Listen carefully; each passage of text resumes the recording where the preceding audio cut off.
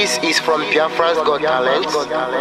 We are letting Biafrans know the reason why we should remember those who gave their lives for us, those who died that we may live.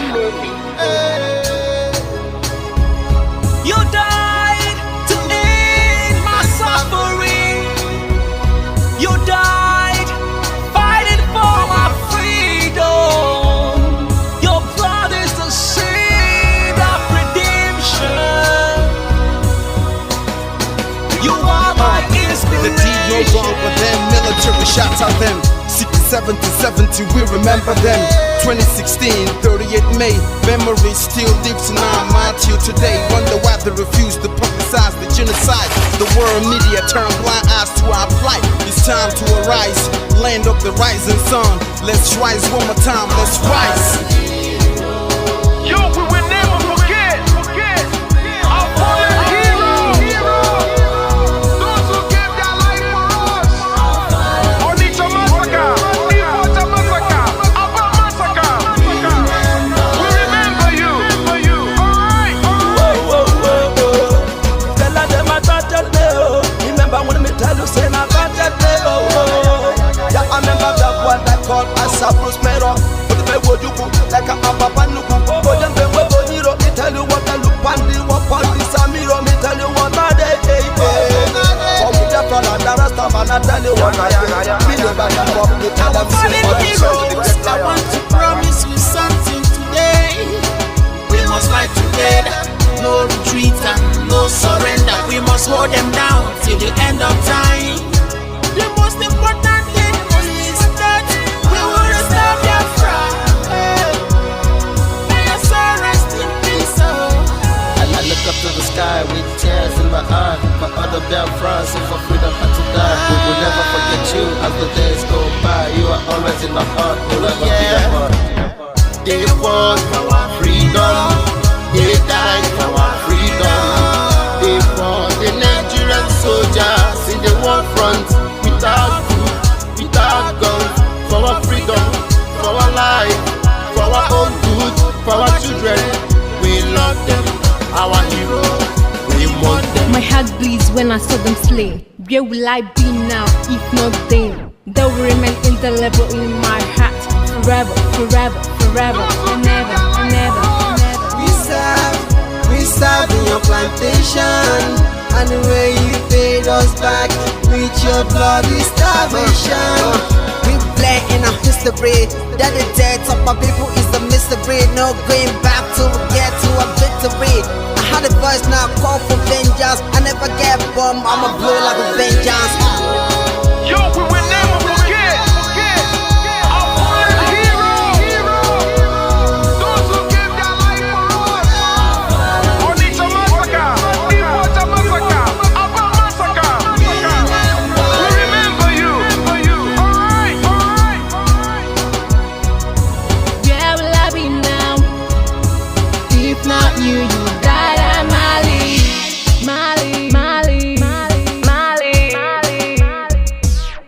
They were starved to death because of our freedom, and they paid the debt for our freedom. Flag high for those that died in the genocide, fighting for you and I.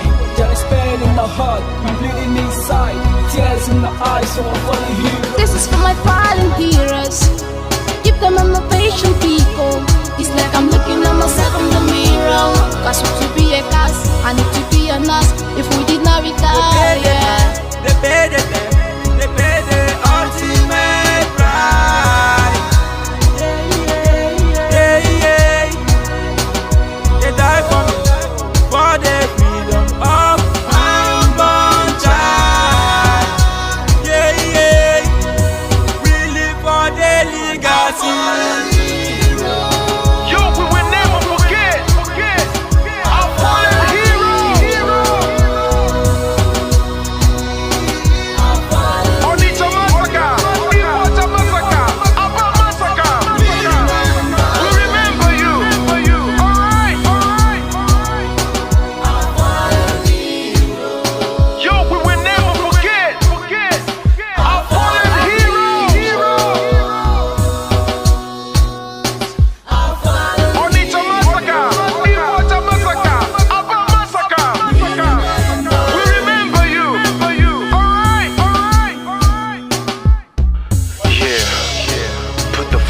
the air. Never be afraid. March on, cause we are more than conquerors.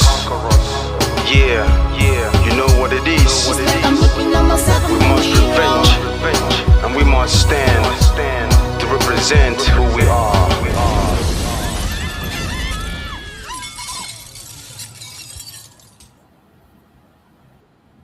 Fight on, brave boys, fight on, heroes of our fatherland. Pursue the enemy, harass him, destroy the invader.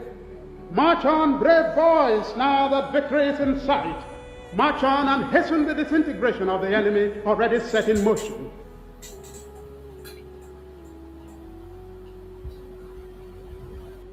Fighting a war, knowing the difficulties, the odds against us, there is an element of fatalism, people feeling, well, if the world chooses to abandon us, then perhaps it is better we all perish. They don't ever consider a Biafra not free.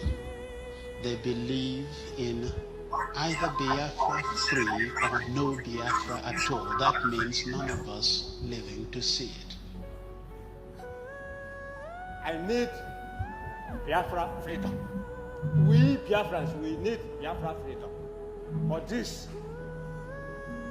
I decided, even to die, that Biafra must have its own freedom. I want us to work systematically towards the establishment of a good, progressive, and democratic society where all vestiges of privilege and social injustice will be abolished, and the rich contribute more for the welfare of the poor.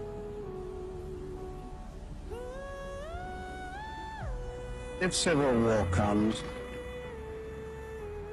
and I do think it is imminent, you're quite right, it will for us be the price of freedom. Don't be discouraged. Our people here have for a long time been prepared for this eventuality, and I am confident of their readiness. I think that when it does come, that the people on the other side would be surprised as to what they're going to get. And I'm confident that it will not last long. We'll surely come out as a nation because we're fighting a just cause. Even a little child on the street will tell you this. We shall never go back to Nigeria again. God's grace will surely emerge as a nation. And so, as far as this war continues, we'll fight to the last man. This is what Biafra is, the end of the journey for a persecuted, massacred, pursued people. We have made all attempts at a democratic resolution of this crisis. I have offered open elections, plebiscite. I have offered just an open carte blanche suggestion, anybody who can find a democratic way of finding out the wishes of the people, let him suggest it and we will go for it. Another Savior. Holy, holy, holy, holy, Adimebujuku. Another Savior. Another Savior. Holy, holy, holy, holy, Adimebujuku. Another Savior. Holy, holy. If you do not believe in what we are doing, then you better get out. We're not going to stop. God knows we can never stop until Biafra is restored. We are peace-loving people. We abhor death and killing of another soul. It's in our nature, that's how we are. But because of that, they have been coming and killing us all these years. We've kept quiet. They've been killing and killing and killing quiet. We have a case at the ICC. We have a case at Africa Union. We have a case of what else again? Pending before the UN in New York. We've been to Geneva to tender our case. Before UN, till today, nothing. In fact, the more we complain to them, the more they come to abduct and rape our children, the more they come to kill us, the more they want to take over our land and our forests. And who told them that's going to be possible in our time? In a movement that I lead. You think you can come into our land and take it over? Oh dear. Welcome, welcome, welcome. Thank you for joining us on this very evening program. I appreciate everyone that have connected. As you join us, like and share the program on your platform. Share to family and friends. Share to those who are close to you. Reach out to anybody you can reach out to and tell them that it is time for us to share views on the restoration of the independent state of Biafra. So wherever you are watching this program, I urge you to like and share. Remember, today is Monday. Monday is a day that we come together to ask for the unconditional release of our Supreme Leader, MAZI, Nnamdi Kanu. It's a day we come together to tell the world that we are no longer part of the Zoological Republic of Nigeria. It's a day we come together to tell the world that Nigeria have lost legitimacy. It's a day we remember our leaders that are in detention, MAZI, Nnamdi Kanu, and MAZI Simon Ekpa. It is a day we join them to lift off the flag of Biafra and make sure that Biafra is not forgotten. So wherever you are today, and you join the observing of the sit at home, I say, may Chukwu Okike Abiyama guide and protect you. We must keep this memory alive, no matter what the enemies are doing, no matter what they say, no matter their propaganda and their blackmail. We must keep this memory alive. We must keep the memory alive. We must join our leaders to raise the flag of Biafra. And I bet you, I thank Chukwu Okike Abiyama that so many people, against all odds, against all the attack, all intimidation, they are still standing strong and joining to raise the flag of Biafra. May Chukwu Okike Abiyama guide and protect every one of you. You're welcome, my beloved sister, Mercy Akere. Thank you so much for always being there for me and for the Biafran people. May Chukwu Okike Abiyama guide and protect you. So, everyone that is watching, as you join us, like and share. Those who are going to watch later, like and share. Remember, every evening we go to the Nigerian media. We bring things on media and on social media to show the world the other side of the Zoological Republic. To show that it is not only we talking, that everything that we say has a confirmation, has a backing, has reality in it. We are not just coming to make noise and shout. No. We come here to say things the way they are. And this evening we have come. For a long time, they continue to push that lie, oh, the sit at home has been enforced. Nobody is enforcing. It's something that people do willingly on their own. As many as are still doing it willingly on their own, may Chukwu Okike protect them. Those who Soludo have forced to come out against their wish, we know. It is only government of Nigeria that have been forcing people against their wish to make sure they discourage people from doing what they're supposed to do, to make sure that they stop people from respecting their genuine cause, to make sure that they demonize what we have been doing for many years. But wherever you are as a Biafran, you must know that this battle is our battle. You are not just doing it for MAZI Nnamdi Kanu or doing it for MAZI Simon Ekpa. You are doing it for yourself. Whatever you do today, you do for yourself. If you do good, you do yourself. If you do bad, you do yourself. That is why it is very important that we mind what we do. We need to be cautious of the steps we take. And take this contract as your own. Take this agitation as something that has to do with you. Don't think you are doing it for someone. If you continue to think that you are doing it for someone out there, you will continue to fail. You will continue to believe the wrong thing and you will continue to get into trouble. But when you take it as a responsibility that you are doing what you need to do to save your own life, I bet you at the end of the day, you will look back and you'll be glad you did what you did. I thank every one of you that is standing strong. Even in this time that temptations are everywhere. Discouragement is everywhere, right, left, and center. Don't get discouraged. Continue to be focused. Continue to do your own part. At the end of the day, I will see also. I will see also a go mile. So today we are going to go into the media to share some important information. There is one video I'm about to play of the leader of NAS who went to visit MAZI Nnamdi in Sokoto, and he left a message for the Biafran people. I would like every one of us to listen to that message because it is very, very touching and very important. It is not a message that needs to be overlooked. It is a message we need to pay attention to.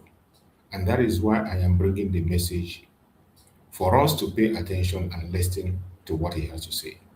After the encounter of this man with MAZI Nnamdi, he has never remained the same, and he has continued to advocate for the unconditional release of MAZI Nnamdi, and he is going to visit MAZI Nnamdi in Sokoto, and he left this message.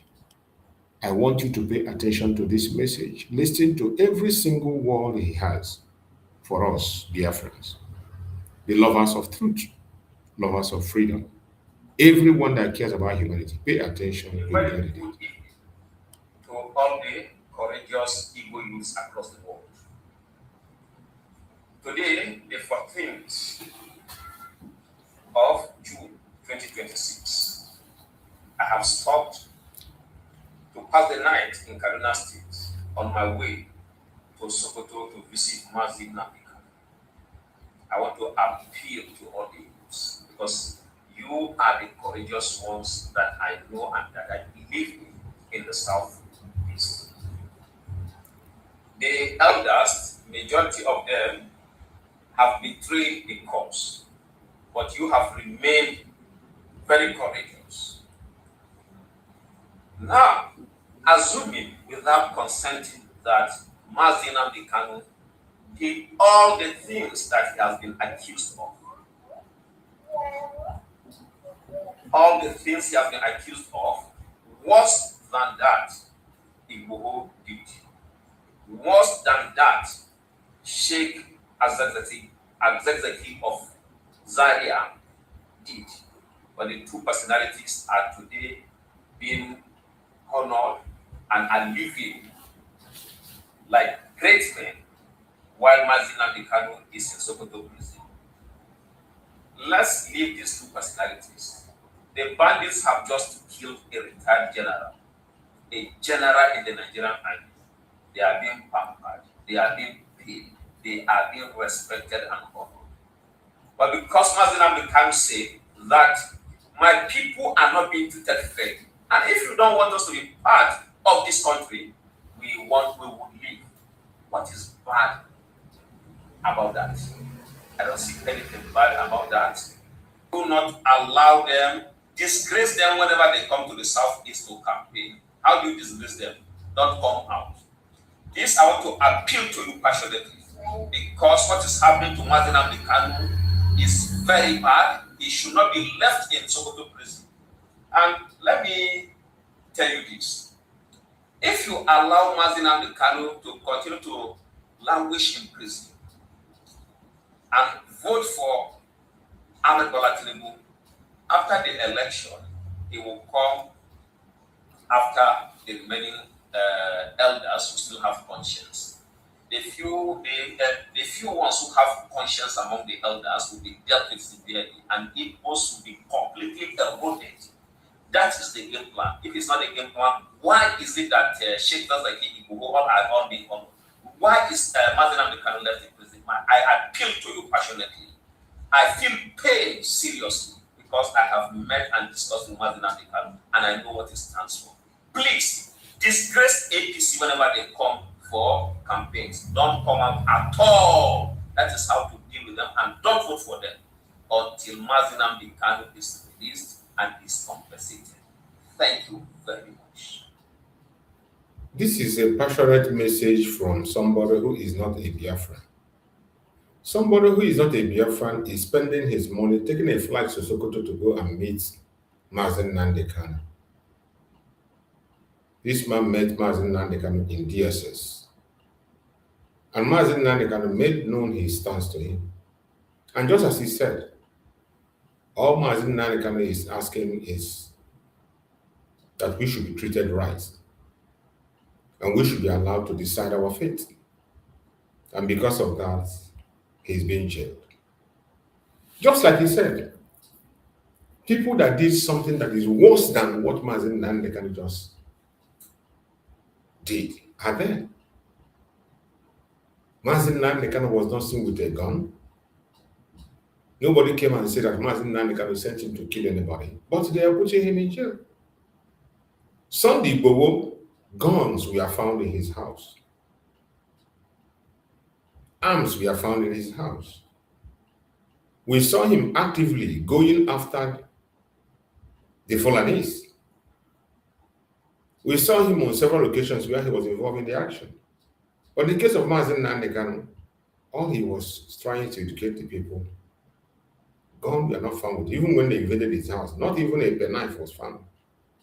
Which the DSS themselves confessed that nothing was found in him except his phone and his singlet. But yet, he got a life sentence. And Igboho is walking free.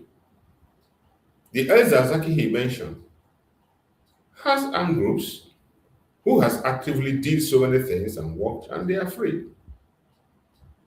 There are so many other people. Which one are you going to mention? Gumi is walking around everywhere. Nobody dare call his name or mention him or talk of arresting him. But MAZI Nnamdi Kanu is not in jail. And all those that call themselves politicians and leaders in Biafra land are gallivanting from one place to another, preparing for election. And tomorrow they will come in your area and campaign, and you will vote. Tomorrow they will come out for election, and some of you idiotically will go and vote. Already some of you are joining the city boys and whatever nonsense you are projecting. You think it's about MAZI Nnamdi Kanu, right? Don't worry. After MAZI Nnamdi Kanu, you will be the next person. After MAZI Nnamdi Kanu, you are going to be the next person. And then I will see who will come and speak on your behalf. Wherever you are. The earlier you rise up and do the right thing, the better. The earlier you rise and do the right. Look at the people they are calling a bandit. They kidnapped a major general, and the major general died in their hand. And still yet, Nigeria is going for, Nigeria is busy as if nothing happened. A major general kidnapped, videoed, and sent out. Not only him and his wife were kidnapped. They videoed it and sent it out, and Nigeria did not get outraged. But they get angry when Biafrans protect themselves from the terrorists that they sent to our land. They get angry. That is the standard Nigeria is operating. And I would like to show you their shame. You will see their shame in their own media. You will see it. You will join me to watch. Their media will provide their shame for you to understand the level of madness and idiocy in this Zoological Republic. A country that will never survive. A general was murdered in cold blood. Tomorrow they will tell you to go and join me. The death of General Rabi Abubakar is a shock, isn't it? And many Nigerians will wonder because the man is not just an ordinary citizen, but a former defense spokesperson who understood the security system. If someone of that profile could be kidnapped and die in captivity, should Nigerians conclude that nobody is truly safe anymore in this country? I mean, you are right, Sheun. The death of General Rabi in captivity was a big shocker. It is something that sent shockwaves across Nigeria, and I can tell you, even Nigeria's friends outside the country were shocked to see the gruesome way in which the retired Major General died. It tells us three major things. Number one, if a retired military general who was the chief spokesperson of the Nigerian army would be abducted and kept in captivity for about 2 weeks and be killed in that way, then it tells us that no Nigerian is safe. It tells us that rank and institutional history counts for nothing in the insecurity situation that we have found ourselves. Secondly, it also speaks to how bold, how audacious these criminal gangs have become. They didn't abduct him in a remote forest. They abducted him on a public highway in Matazu local government. They didn't hide him when they abducted him. They paraded him to all of us on TV, on social media, and they made demands to the government. They were negotiating publicly, saying this is what we want. And they are telling the government, these are our members you have arrested, and we want you to release them before we are going to release this military general. Now it tells you how audacious, how bold they have become. Number three, the whole modus operandi of terrorist organizations like the bandits we see in northwestern Nigeria is to terrorize the public and erode public confidence in the government. And this abduction of the general is a strategically symbolic abduction that will naturally send shockwaves and also erode public confidence. And like you said, then it will make all Nigerians to question if or whether they are safe. But the fact that we know the group that abducted him, it was the group of Kachanda Muhammadu. The security forces know the local government areas, the areas where they are operating in Katsina State, and the fact that they were unable to track him and save him, or at least engage the abductors before he was killed in the way he died, tells us that our insecurity is escalating, showing it used to be a sub-regional thing, it used to be a geopolitical thing only in the northeast, it spread to the northwest, to the north central, and now to the southwest, and you can see that clearly Nigeria's security threat is now a national threat rather than a regional or sub-regional threat. You can imagine a major general murdered in cold blood in Nigeria. And the funniest thing is that after they murdered him, they were very quick to go and get his corpse.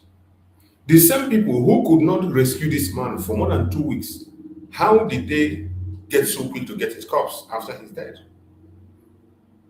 And they began to report, shamelessly begin to report that he had diabetes, that he died of heart attack.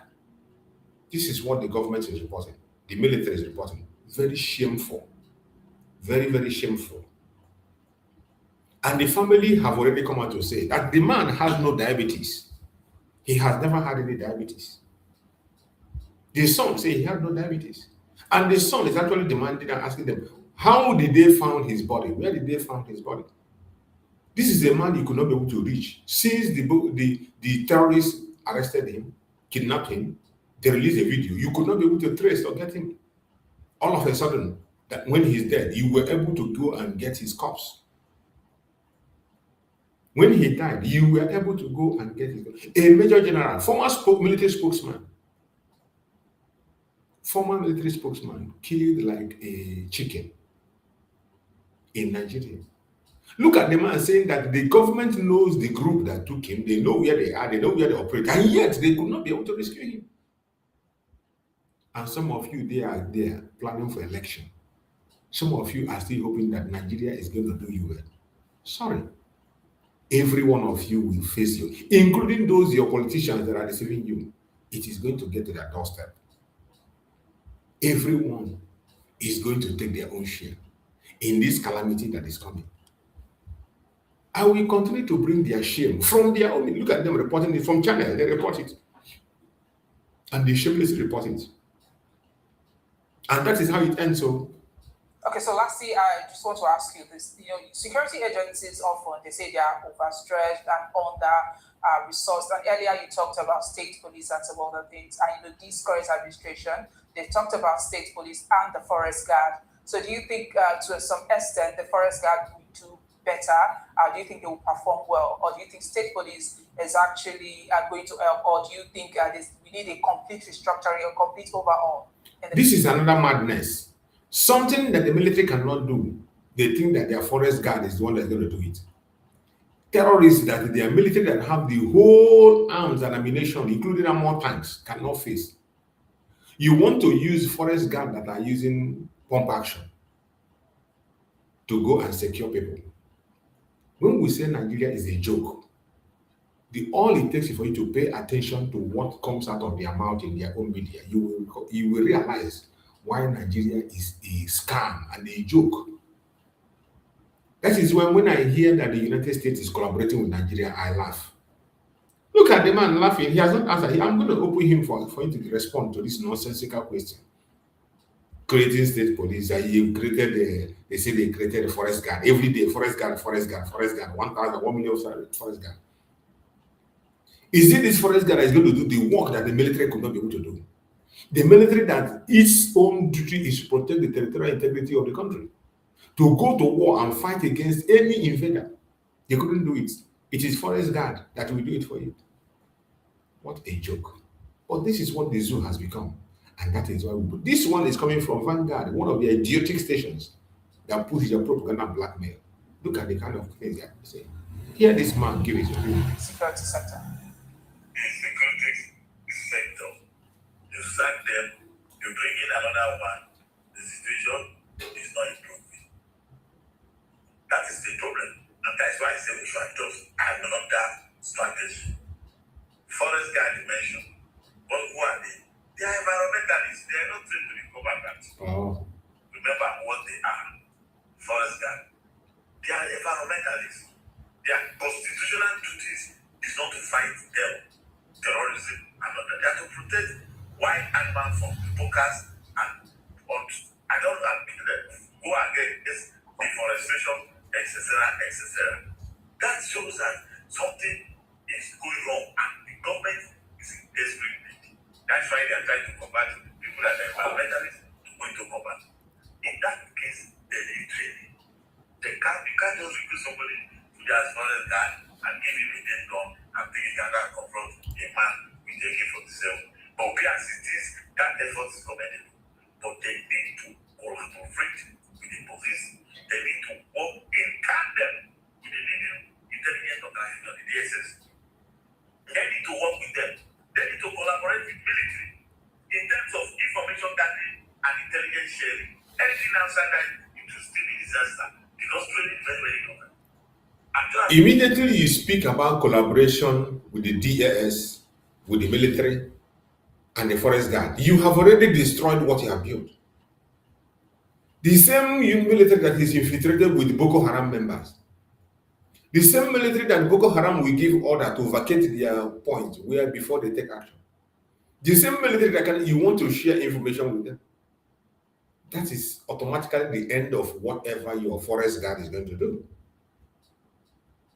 So it boils out the same thing. When we say Nigeria is irredeemable, the proofs to show that it's irredeemable is everywhere. After this man have talked all the bullshit and jargon he has said, showing that forest guard, their duty is not to go and fight terrorists. The military that owns that duty cannot be able to do it. Now you want the forest guard to go and now do it and now bring information and share with them. The same military that have refused to do their job. The same NSA, is it the same NSA that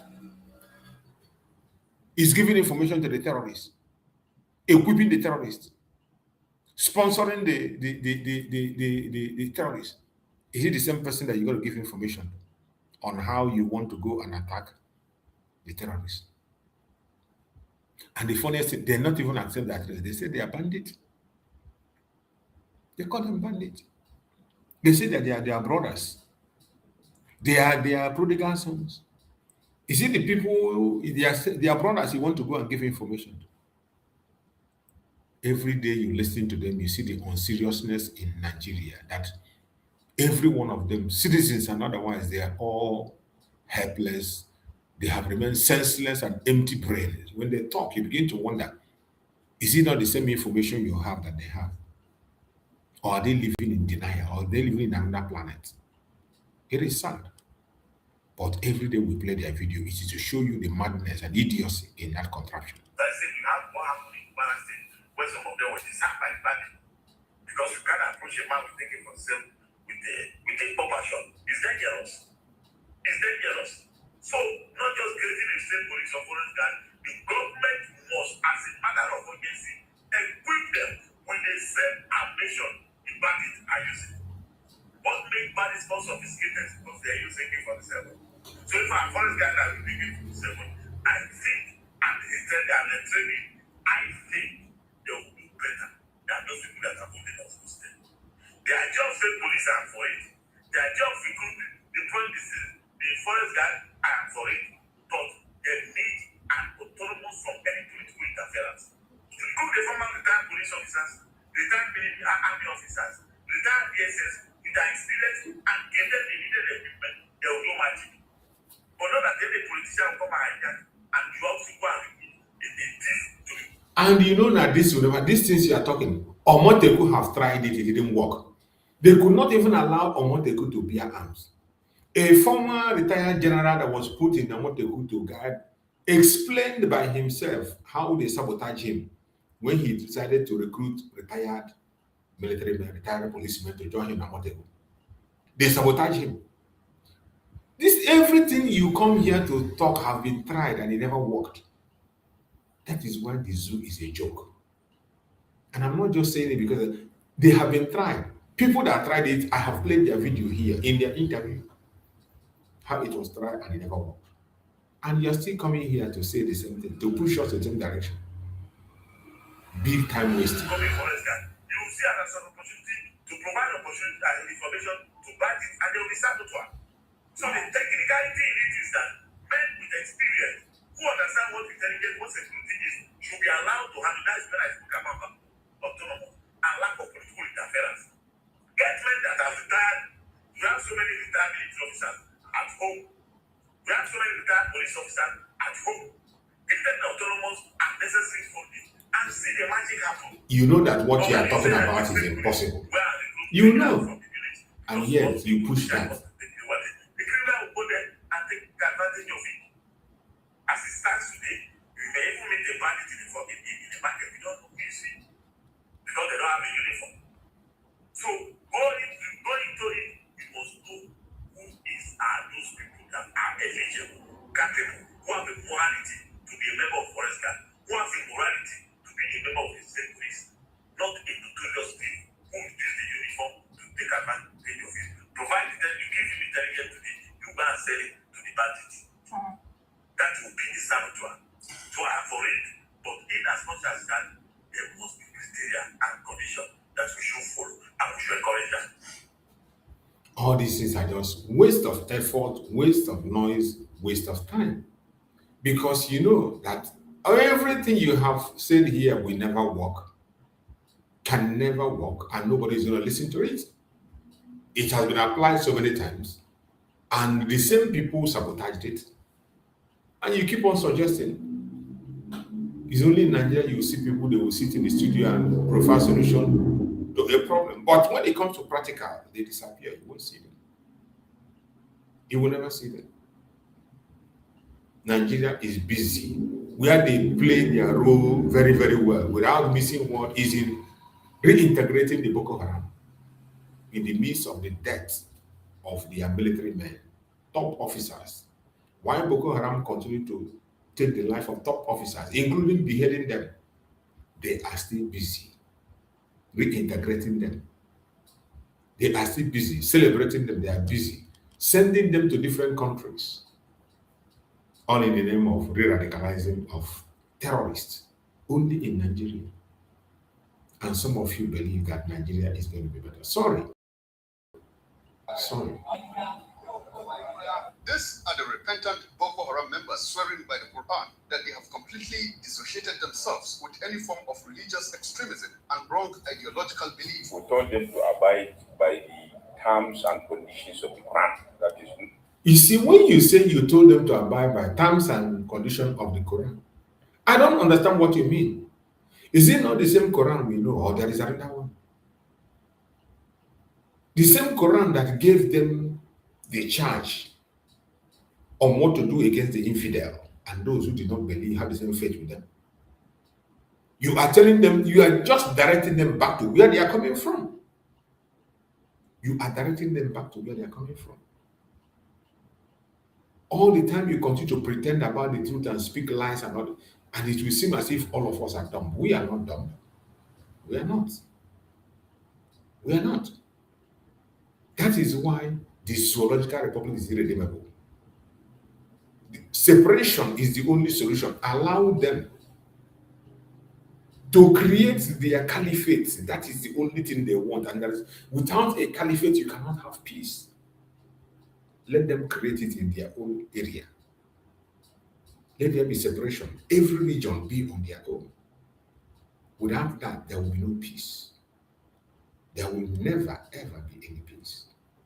While you are busy complaining about the beheading of soldiers, the death of a major general, and the constant kidnapping that is happening, the federal government is busy freeing the terrorists and advertising them on their national TV. This is go back to any form of violence, not to support the enemy and to support the armed forces in the ongoing counterinsurgency operation. And they should go back to their community, live with community there, work together, and they should not isolate themselves or form any group. Traditional leaders, heads of paramilitary organizations, and academicians advised the youths to consider their reintegration as a second chance to become useful members of the society, calling on the society generally to continue supporting them by showing understanding, compassion, and acceptance. There were testimonies by some of the former Boko Haram members, especially the adverse effect of insurgency on peace, security, and cohesion. See how robust, strong, and fresh they are looking. Meanwhile, the people that they have murdered their brothers and sisters, they have driven from their home, are still in the IDP camp. The people they drove from their home are still in the IDP camp, but look at them, how they're looking fresh. They are looking very fresh and robust. But the people they have driven from their homes are still living in IDP camp with 1 square meal daily. And some of you still come and believe that the miracle will happen. And the only thing for you to do is to think of a way to protect yourself. If it is these politicians, they will have politicians who are busy trying to put themselves in and steal more money for them and their own family. They don't care about it. This is what the politicians care about. Listen to this video I'm about to play.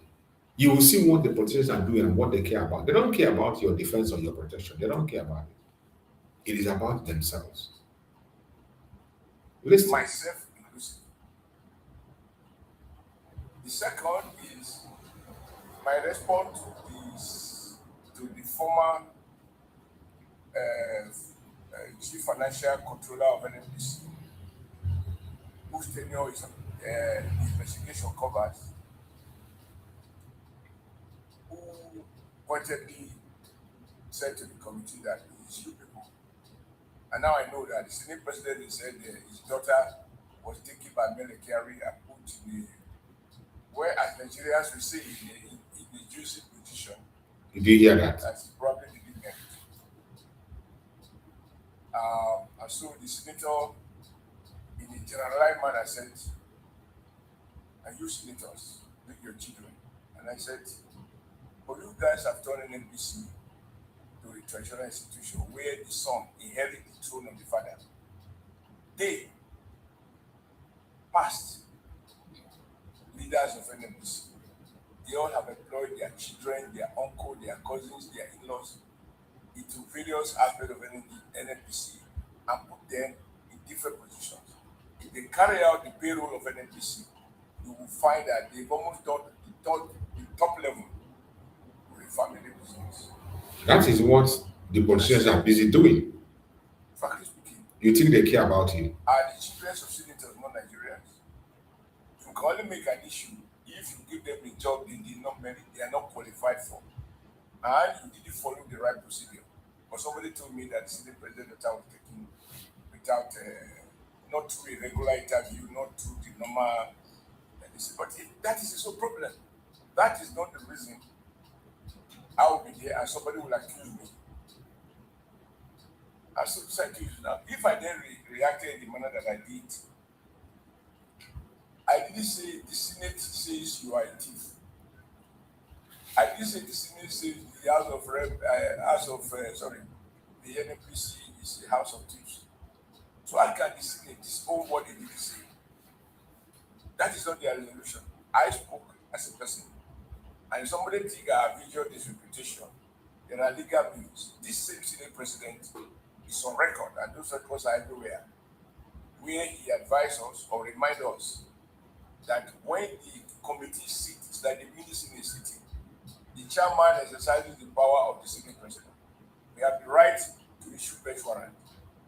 And the good news I will forward to you is that somebody who has read history, many people who have commented, have somehow, I don't know how they have this record, of all the people who have been, with the Senate had issued bench warrant from time to time, previous Senate, based on the express provision of the 1999 Constitution as amended, of which the Senate President can decline to exercise his powers. It will be up to him, but he cannot pronounce that what is in the Constitution is irrelevant, nor can he lecture any senator about procedures. And I told him this. So now, you asked me a question whether I thought it was appropriate to issue bench warrant. Yes.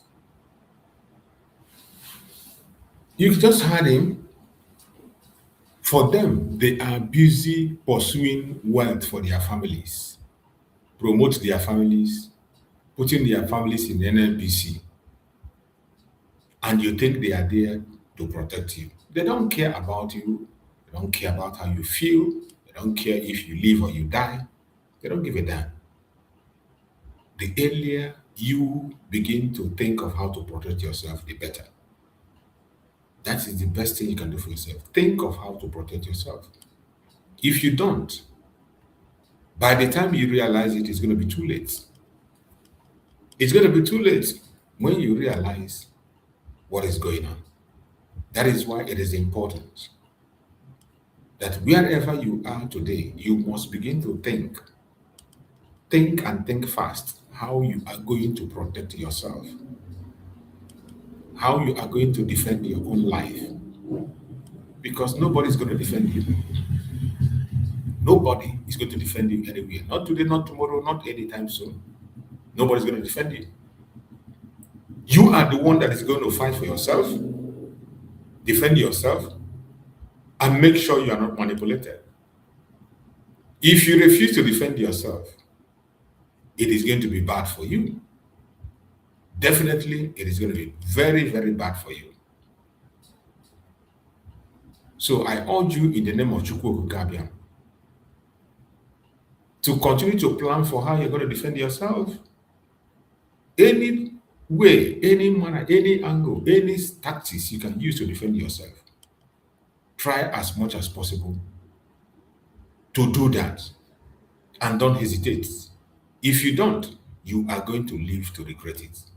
So I want you to listen to this program. Let's hear more from their media, how they expose themselves on the evil that they themselves are supporting.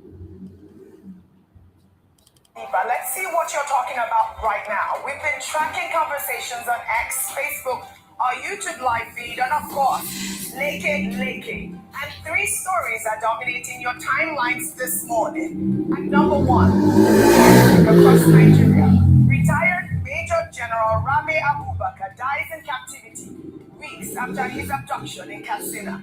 A funeral has already been conducted, and Nigerians are asking, how was his body recovered from the terrorist enclave within 24 hours? We have a special report. Trending at number 2, a deeply disturbing video from Umpape, Abuja. A woman rescued after being chained inside a room by her own brother. For 4 years, she was found emaciated and severely neglected. And Nigerians are asking how this kind of abuse went unnoticed for so long, And trending at number 3, Anambra State confirms the arrest of Pastor Harrison Charles, accused of luring 75 married women away from their husbands with 11 babies found in his home, claimed as his own.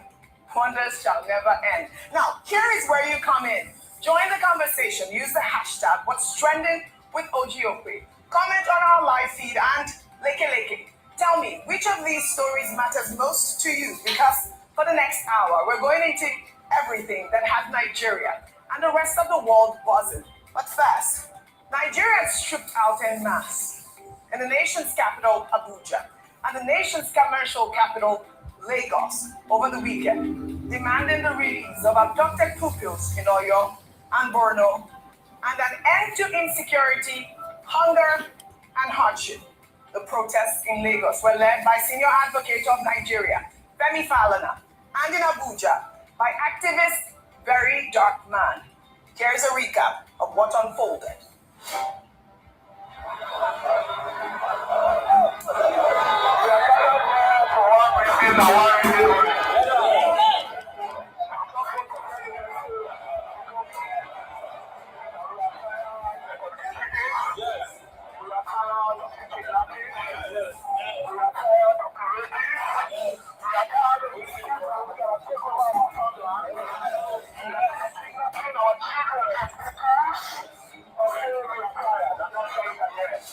Nigerians are beginning to wake up, their consciousness is beginning to, awaken, and they are realizing that the most potent tool as oppressed people, the most potent tool we have is peaceful protest on the streets. This is what our government of the day fears the most. They fear the unity of the oppressed on the street. And it's good that our people are beginning to realize that this is the way out to hold these guys accountable and hold them responsible.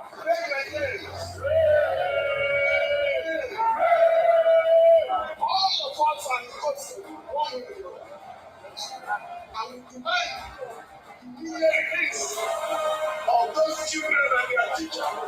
As you're well aware, teacher has been beheaded. In order to compel the government to Muslim to have those children. Tinubu is a public servant. He is not a lord. He is not the owner of Nigeria. Nigeria was here before him, and Nigeria will continue being here before him. If he doesn't resign honorably, we are going to resign him through voting. We are not scared of tear gas. We are not scared of bullets. We are not scared of anything that will come. Tinubu must show, he must speak out in Nigeria. Nigeria is for the people. Officer, Nigeria is for you.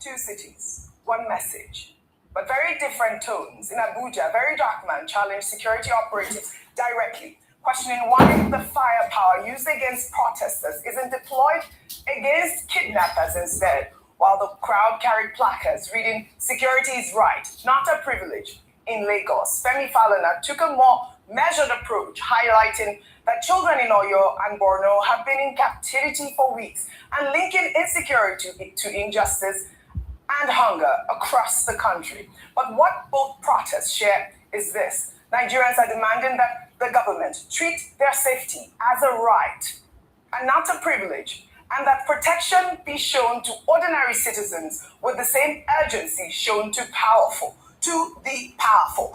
Rufai, good morning. How are you this morning?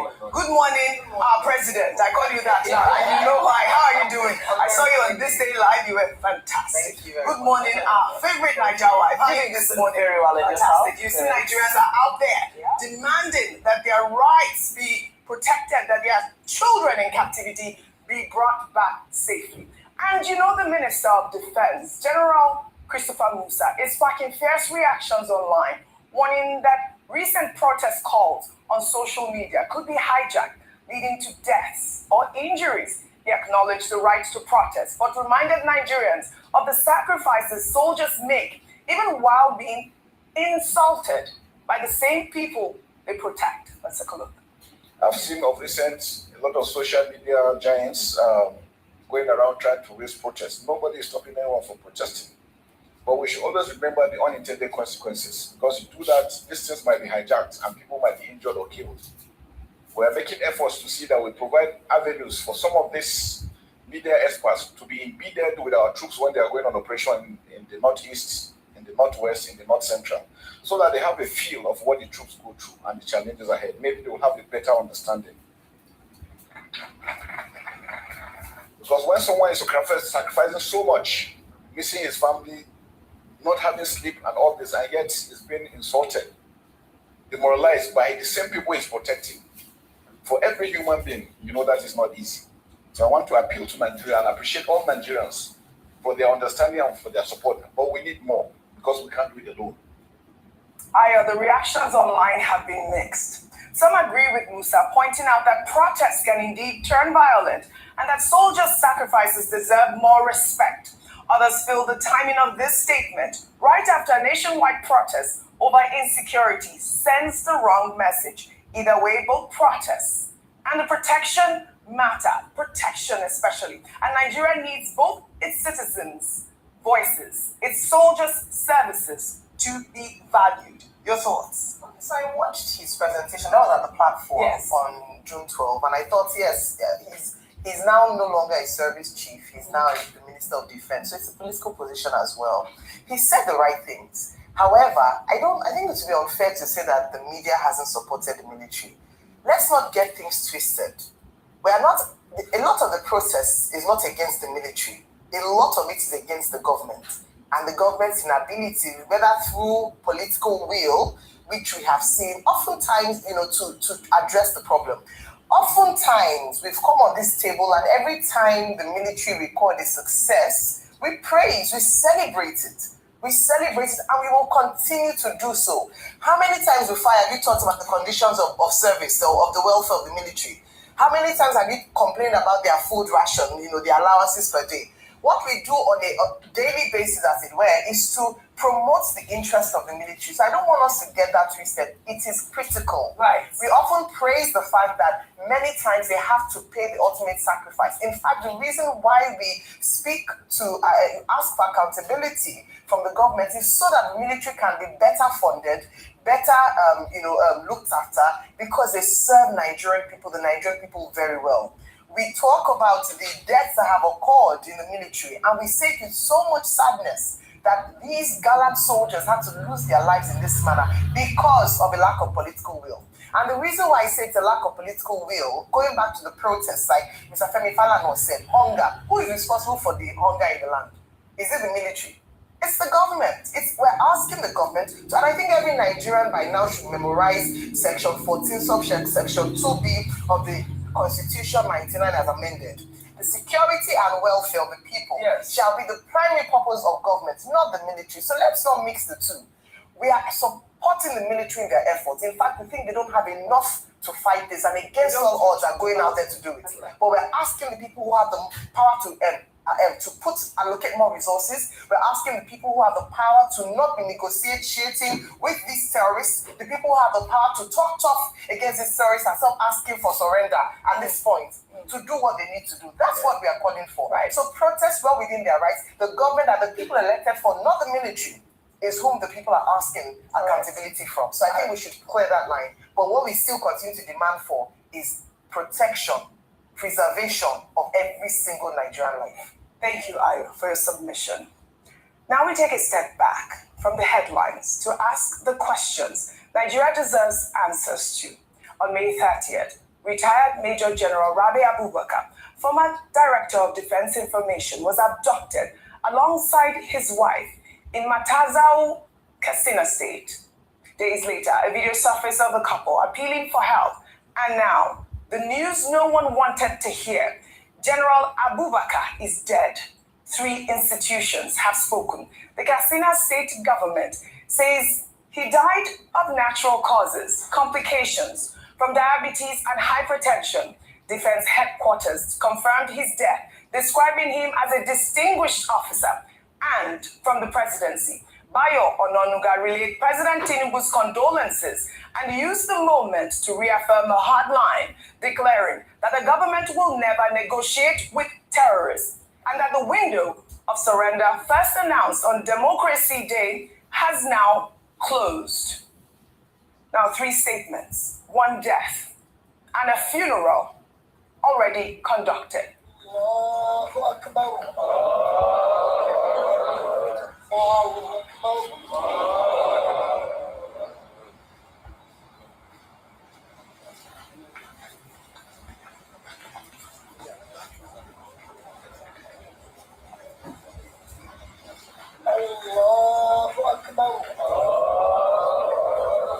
May his soul rest in peace. But this morning, Daily Trust has reported that the general's family is pushing back on the statement issued by the Katsina State government. The general's son, Isiaka Rabi, and daughter, Ada Abubakar, dispute the claim that their father died of diabetes, insisting that he had no such history. So here is what remains unanswered. Who is telling the truth? How was General Abubakar's body recovered from a terrorist enclave and buried within 24 hours? Who recovered it? And what was exchanged? General Abubakar's story is not the only one. 3 generals have now died in the hands of terrorists in November 2025. Brigadier General Musa Uba was ambushed by ISWAP in Damboa, Borno State, separated from his troops and used his own WhatsApp to beg for rescue. 3 days later, ISWAP released photos confirming his execution. In April, Brigadier General Hosseini Brahima was killed alongside 17 soldiers when ISWAP stormed 3 military formations in Benshek, Borno State. Now 3 generals, 3 different ends. 1 question. If officers of this rank can be captured, killed, and lost, what protection does an ordinary Nigerian have? Now a resurfaced clip of General Abubakar from his days as Director of Defense Information is now going viral, where he spoke about military efforts to rescue Boko Haram hostages, including the Chibok girls, promising operations that prioritize the safety of captives. We are on course. Recently, we have rescued a lot of civilians from the terrorists, and I believe you must have read it on paper. Even last week alone, we rescued how many? About 300 plus children and women. And as long as we rescue this kind of thing, this kind of group of people, I will want to believe that rescuing Chibok girls is on site. Only that, we have to be extremely cautious. We have to be extremely careful, and we are planning towards making a rescue that will be not just threat to them, but rescue them with their unharmed and with their life. Today, that very principle of careful intelligence-led rescue is the principle Nigerians say was never applied to save him. The irony has not been lost on social media, and tributes keep pouring in. Nigeria owes General Abubakar and his family the truth. Rufai, I want to come to you on this story because you have seen what I have put together. We had a clip of the general talking about intelligence-led rescue for the Chibok girls. And this one general that was the spokesman for the military has just died in a way that he actually was, not advocating for. They've talked about the presidency saying that the government will not negotiate with terrorists. How did General Abubakar's body resurfaced from the terrorist enclave just 24 hours after he was killed. Your thoughts? Or after he died? The Katsina State government is saying he died, of natural causes. The family is saying, no, our father did not have any history of diabetes.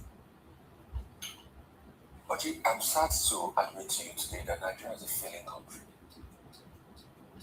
I don't want to use the word a failed state because I have modicum of hope, but it's a failing country, and I'll tell you why. I just had to check to be properly sure. Katsina State has something called Coroner's Law.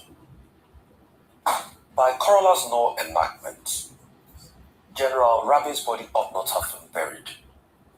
Because if a body had died of unnatural causes, the coroner has a right to be able to start up an inquest and talk about having an autopsy.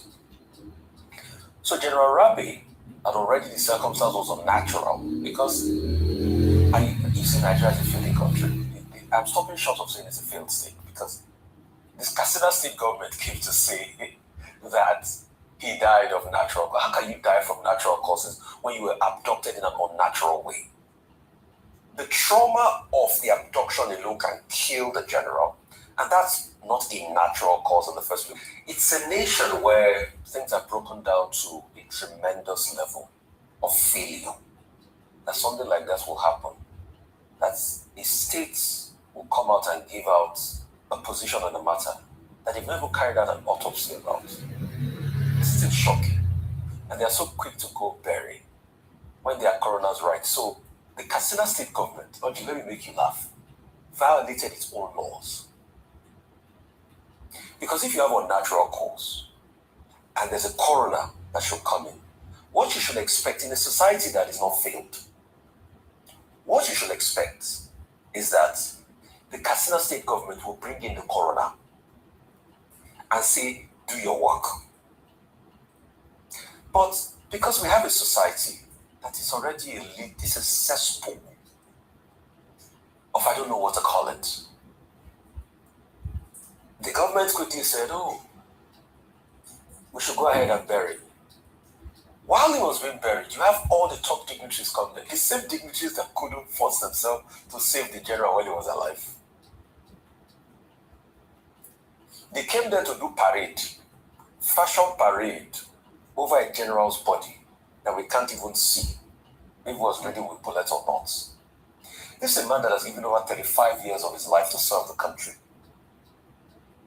And they think that once they bury, he will move on so quickly and on to the next one. I'm sure the next thing they will do now is they will tell his kids, why are you speaking up? And in the name of condolence visit, they will say, oh, let's try to shut them down. Because you see, it is only a nation again that things have really scattered that doesn't take accountability for actions. And Oji, the thing I'll tell you is when will the next general die? Yes. All right. No, the question is when will, you see, Oji, I was here, I cried, I muttered, I said all sorts when General Uba died in these circumstances. I said all sorts when General Seni died. Now it's General Rabi. Because you see, you had a case where the government could have saved the situation. The general was there with them for a while. We didn't see any major rescue efforts. And he finally died. They mismanaged the communications as regards this death by saying he has diabetes and the kids are not saying, no, it's not a case of diabetes. And they've quickly buried. Coroner has not come in. We have moved on so quickly. And you expect us to have faith and confidence when President Tinubu says it is time that the time you're giving the terrorists has elapsed. And in the same vein, Oji, just days ago, the governor of Borno State makes a case for 720 criminals, terrorists, that are being reintegrated into the society. So, Justice Crack can easily be picked up, beaten in custody, treated in all sorts of ways. But the perpetrators that kill people can quickly be reintegrated into society without any trial. You know, because the case now has been forgotten. While people like Justice Clark agitating and say the military it should be treated better, is currently still going to court for his case. All right. These are just one story that's just coming on the burial and just to raise on the funeral, sir. They say that he was later to be buried on Sunday at 10 a.m., but the Katsina state government insisted that it would happen on Saturday. Why? Those are the questions. These are so many questions. And I believe General Abubakar Rabe's family deserve the truth.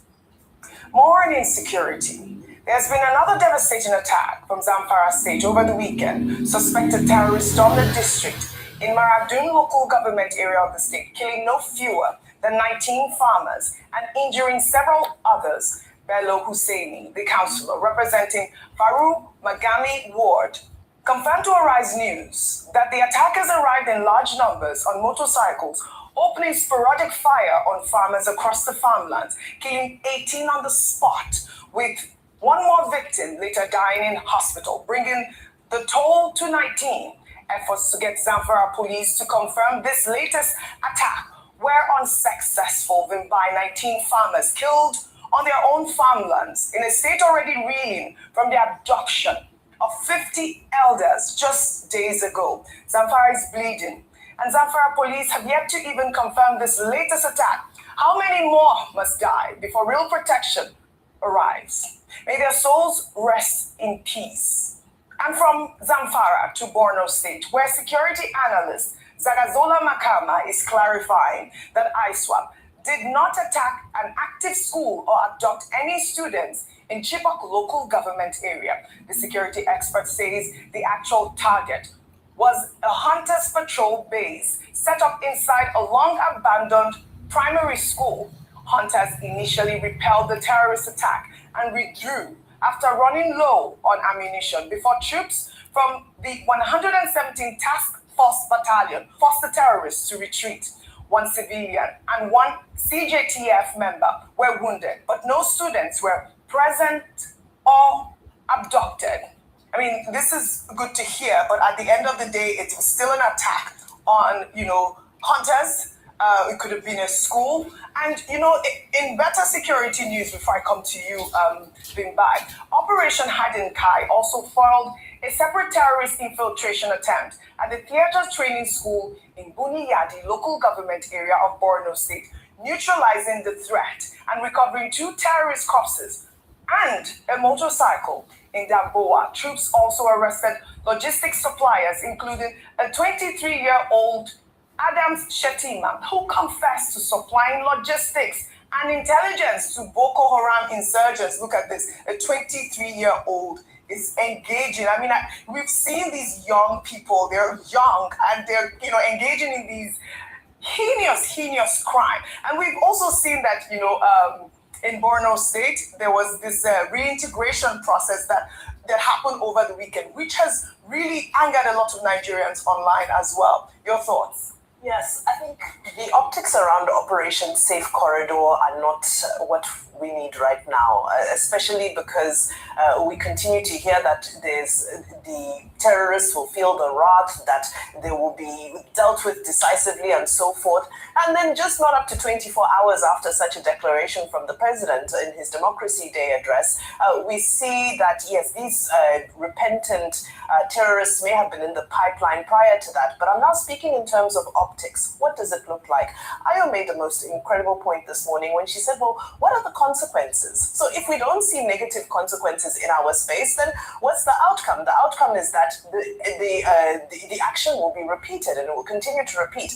In just these few minutes, Oji, we've spoken about Borno, Katsina, Zamfara, and there was it the 3 states? And exactly. But you look at the number of states, and it's no longer secluded to one area of the country. It's now widespread. And I continue to say, kudos to the forces that you can see that they're engaged in repelling attacks. That's what these reports indicate, is that they're not sitting idly, but more needs to be done. You see that they're now attacking hunters, which goes to show you that this is now going beyond the level of, if we call it kinetic military engagement or whatever it is, that these terrorists are now intimidated by even hunters and forest guards and so forth. So the solution to this is, for now, we've said that we think state police is the way forward. Yes. Why are we on holiday? Why are we not fast tracking that? Let's try it. Let's get it done speedily and let's implement and let's try it. Because we can't be discussing it forever. It needs to be solution focused. Yeah, speaking about security, and of course your mention of state police is quite apt, Irvin Bad. You know, and the Inspector General of Police, Tunji Disu, is making a bold pledge, vowing that every student and teacher abducted in Orile, local government area of Oyo State, will be brought back safely and unharmed. Disu made the promise while meeting the Crime Correspondent Association of Nigeria, declaring the force will not rest until everyone is rescued. Let's take a look. It's an active operation. I wish to assure that our families and Nigerians that the full operational capacity of the force, in coordination with sister agencies, has committed to securing their return safely. We are making progress and will not rest until all the hostages are brought home safely. In the same allotted address, I wish to commend. Now, the Crime Association there say the IGP's assurance has brought renewed hope to families in Oyo, Borno, and across Nigeria. But online, the message is clear. It has now been 1 month, and Nigerians no longer want statements. They want action. Now to Ethiopia, where Nigerian inmates in Abasamu prison in Addis Ababa celebrated over the weekend following the signing of a bilateral prisoner transfer agreement between Nigeria and Ethiopia. Eligible inmates can now finish their sentences here in Nigeria. Foreign Affairs Minister Bianca Ojukwu called the atmosphere exciting and one of renewed hope. Let's take a look.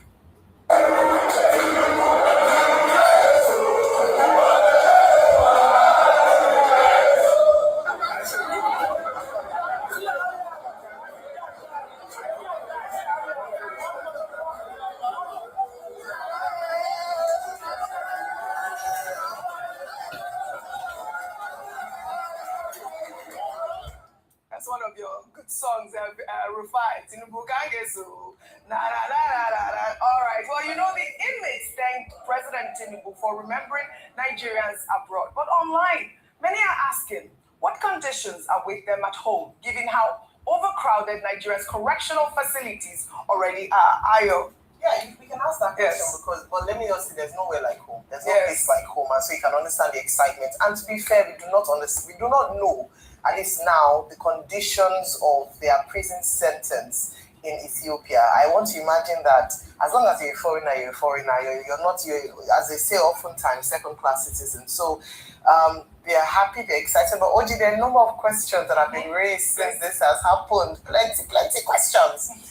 And I would dignify some, I would some. One of the things they're asking, of course, that very valid point to the comment you read out is that our correctional service, do we have the capacity to embrace some of these?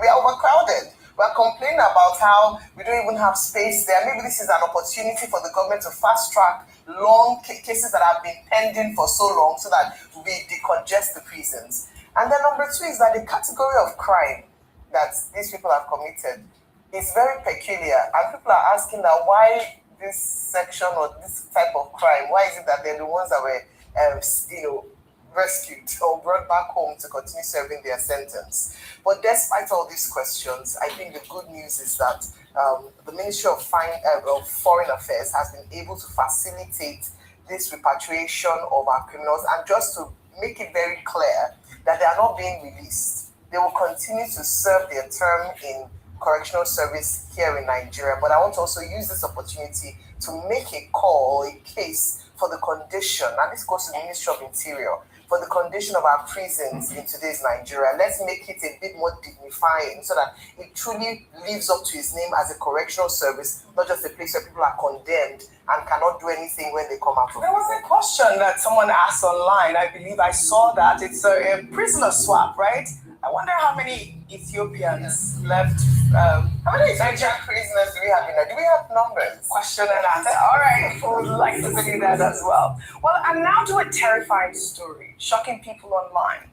A new video emerged over the weekend of a woman rescued after 4 years chained inside an Abuja home by her own brother over an alleged business dispute. A neighbor in Mbappe heard unusual sounds and alerted the community, who found her chained to the floor, severely emaciated. Your discretion is advised. Let's take a look.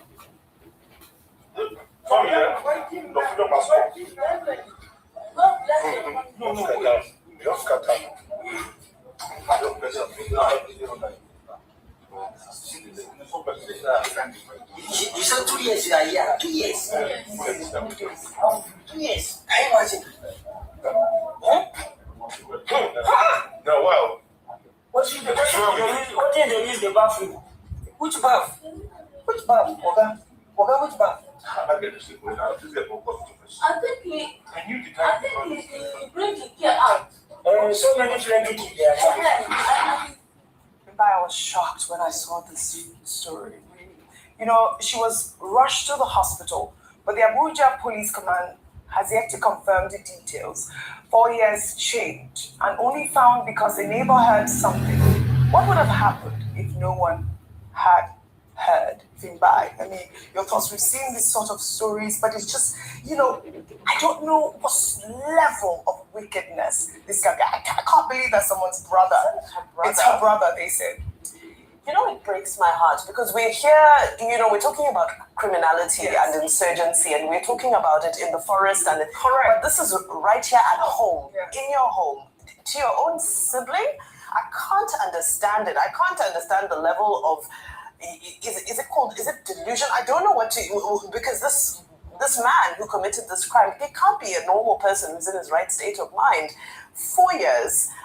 For her to still be alive, it means that they were probably giving her little rations or maybe just drops of water and just scraps to eat. Look at, how do you see a human being, let alone your sister, in that condition, and keep her chained? I hope that they've arraigned because I haven't seen a report of the arrest of the brother. I hope they've arrested the brother and he needs to face the full wrath of the law, because I simply cannot wrap my head around the cruelty that's shown in the story. It's ridiculous, unbelievable. Anyway, I'm not surprised because that woman is a metaphor for where Nigerians are today. That woman is like Nigerians, and her brother is like our leaders, what they've done to us over the years. It's a metaphor. I'm more concerned, Audrey, about the brother and what will the law say. I just hope that the full wrath of the law takes effect. Because we have seen cases like this. It's not about the revelation, but it's how easily, again, it goes back to my analogy of failures in society. How easily cases like this are swept away. That's my fear. Right, this must not be swept away. We, call on the Abuja Police Command to come out with a full statement on the investigations that follow. I hope that that girl gets, the sort of rehabilitation that she deserves. Now to politics. Nigeria Democratic Congress candidate Peter Obi is calling for the immediate release of Nnamdi Kanu, leader of the indigenous peoples of Biafra, stating that there is no reason for him to be in detention. Peter Obi made these comments while speaking with the Nigerian community in Washington, D.C. Let's take a look. And I want you to put on tape. I've said repeatedly that there's no reason for killing that. That's right. As far as I'm concerned, there's no reason whatsoever. Now, you cannot arrest somebody because he was speaking on radio and calling people names. It doesn't make sense. So, for me, I said it that even our own agitators, if I'm in government today, I will discuss with them. I will engage, I will consult them. Because I believe that they have a reason for whatever they want to do. It's only by engaging them that we'll learn and see how we can solve it and everything. All right, Rufai, I'd like for you to tackle this story. I mean, we're seeing, this is not the first time we're seeing Peter Obi advocate for the release of Nnamdi Kanu, but many are asking, why now again at this point? What are your thoughts? Yeah, probably some will say politics period, some will say other things. But the question as regards Nnamdi Kanu is, at this point in time, a political solution was mooted before and it had failed. And the government said they wanted to go to court. They have gone to court. It is the court that has found him guilty and have incarcerated him. I don't know where his appeal is today, because I think they tried the chance of an appeal, and I think the Council of Nnamdi Kanu kept on saying that he was blocked and all of that. He has a right of appeal. The conversation is there going to be a political solution, or there is going to be facing the court process entirely? But you see, how we can say Nnamdi Kanu, the law has put him where he is today. The question we should ask is, what about terrorist sympathizers? Where are they? That are still roaming free. Those that advocate for terrorists. Those that advocate for the rights of terrorists. Why is that they never get called in? Or even when they get called in for conversation, they are released almost immediately. It is that imbalance I don't understand. We all know how the likes of Sheikh Gumi advocated for terrorists in this country. Nobody respects the rights of terrorists like a Sheikh Gumi. All right. We've touched on this at length with the conversation of Nnamdi Kanu. I want to continue on politics. Now, in your state, in Ogun State, Dakpa Abiodun confidently promised that his state would deliver 95% of its votes to President Bola Ahmed Tinubu in 2027, with Dakpa Abiodun saying the president deserves a second term to continue the vast economic reforms he began in his first term. The governor made these comments on Friday during an All Progressives Congress meeting at the Presidential Lodge in Abeokuta, noting that the president's policies have helped reposition Nigeria's economy in a path towards sustainable growth and development. Vimbai, I want to come to you, because we've seen a lot of governors actually reiterate this point. In Edo State, it's 2 million votes. Yes. Now, in Ogun State, 95% of people from Ogun State will vote for President Bola Ahmed Tinubu. We can all aspire to inspire to. We can all, it's political season. Yes. Now, of course, I think what makes this quite an interesting conversation is the fact that we're looking at the Southwest. Right. And we know that at the moment, the Southwest is arguably extremely divided, with a number of candidates potentially coming to share that vote with President Tinubu. Will that be the case in Ogun State? Well, Dapo Abiodun, outgoing governor, incoming, senatorial candidate, let me not say incoming, senatorial candidate, is making his commitment that Ogun State will be batified, as they say. I think that it's still very early for us to be able to determine what the permutations will look like. 95% of the vote is quite a substantial number, especially considering the fact that if you look at the Southwest as a whole, it didn't even give Tinubu his winning votes in the last election. They came from the Northwest. So as much as he's a Southwest president, it hasn't been his stronghold. It wasn't his stronghold in the last elections where the numbers are concerned. But it's political season. Everybody is there to make their commitment. They say they have the might of the state. Right. They are in power, so they should be able to mobilize whatever that means. And may the best contender win. But I think Ogun State is an APC state, so it will be remarkable to see. And don't forget, it was in Ogun State that he made that famous quote, Emi Loko. Let's see what happens in 2027. Shall we not take the story that I've been dying to take an eye on? This is for you. Now to Anambra State, where Pastor Harrison Charles, founder of Dayspring Assembly in Awada, Onitsha, has been arrested over allegations that he lured 75 married women from their husbands to become his own wives. Special advisor to Governor Soludo, Ejimofo Okpara, confirmed the arrest, revealing Pastor Charles encouraged wife swapping and that 11 babies he claimed as his own were found in his home. Have you ever heard? I feel like I've seen so many stories. But Pastor Charles himself doesn't even know how many wives he has. That's the most disturbing part of the story. This comes amid Anambra's ongoing crackdown on fake pastors performing fake miracles. And I told you about these fake pastors performing fake miracles. I believe Governor Soludo was quoted to have said that the bail condition for these pastors, these fake pastors that have been arrested, is heal the blind. So you have to heal the blind actually to you have to heal the blind to be free. But you know, it's your volume. This is a Dr. Mati story, but I gave this to you because this is your constituent. You know, I'm going to say that. Since Dr. Mati is not here, the book of Matthew, chapter 7, verse 16 says, by their fruits you shall know them. So, there are many people who can claim, I can claim to be a doctor, I can claim to be an engineer, I can come to work one day and say, you know what, from today, I want you to start calling me engineer Ayo Mairese. I want to come because nobody's there to check it. And so there are many people, charlatans, who go by the title pastor, get a group of people together whom they can brainwash and call them a congregation.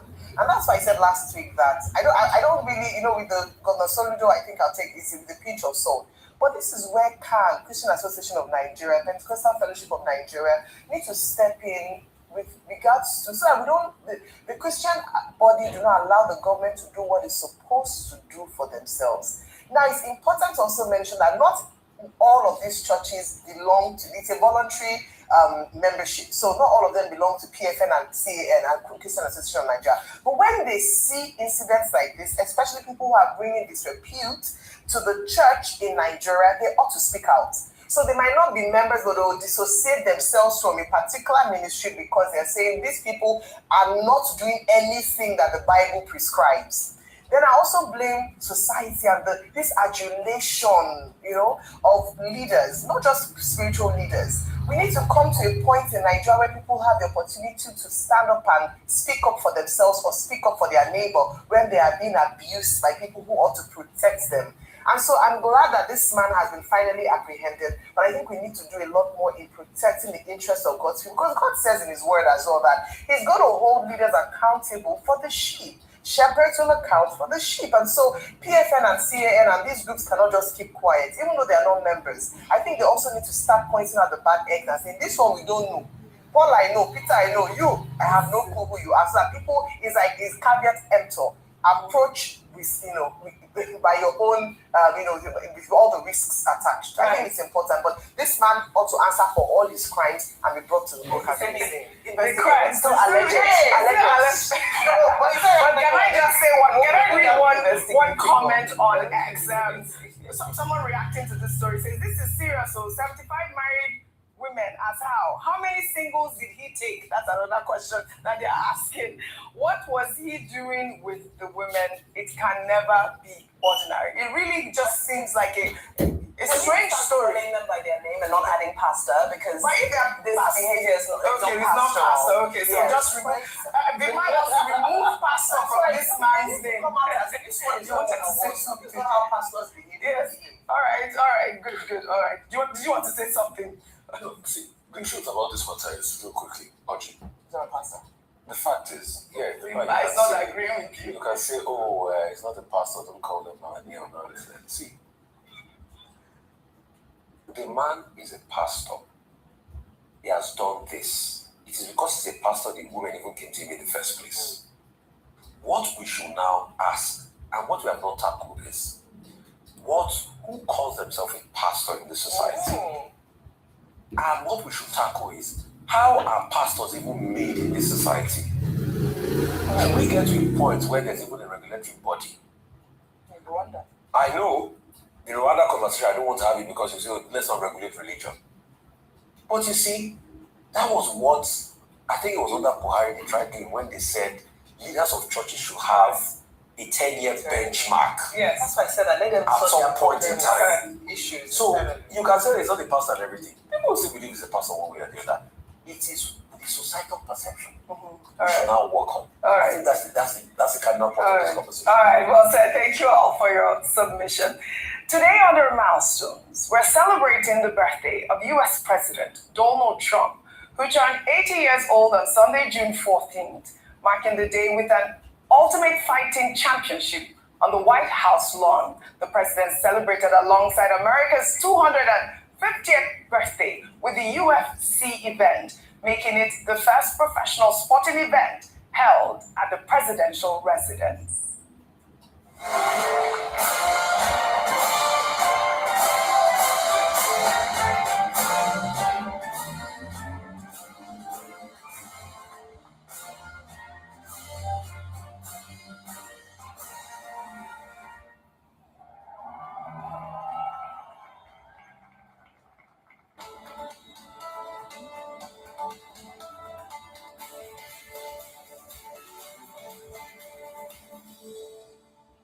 Happy birthday to the legendary president. What can we call it? 80 years old. It's not a joke. And I must say, he does look fit and he looks great. I mean, congratulations. Americans are celebrating with you.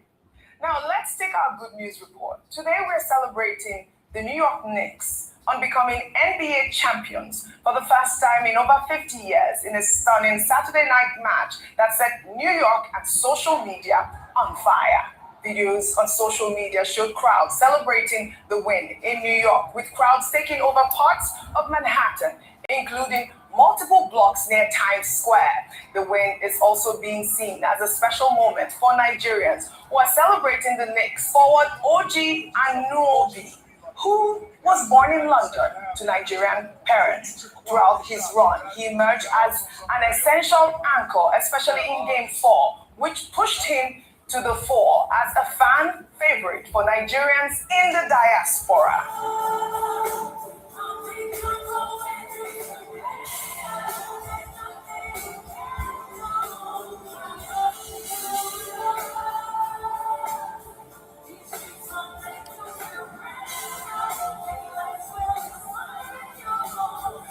I must.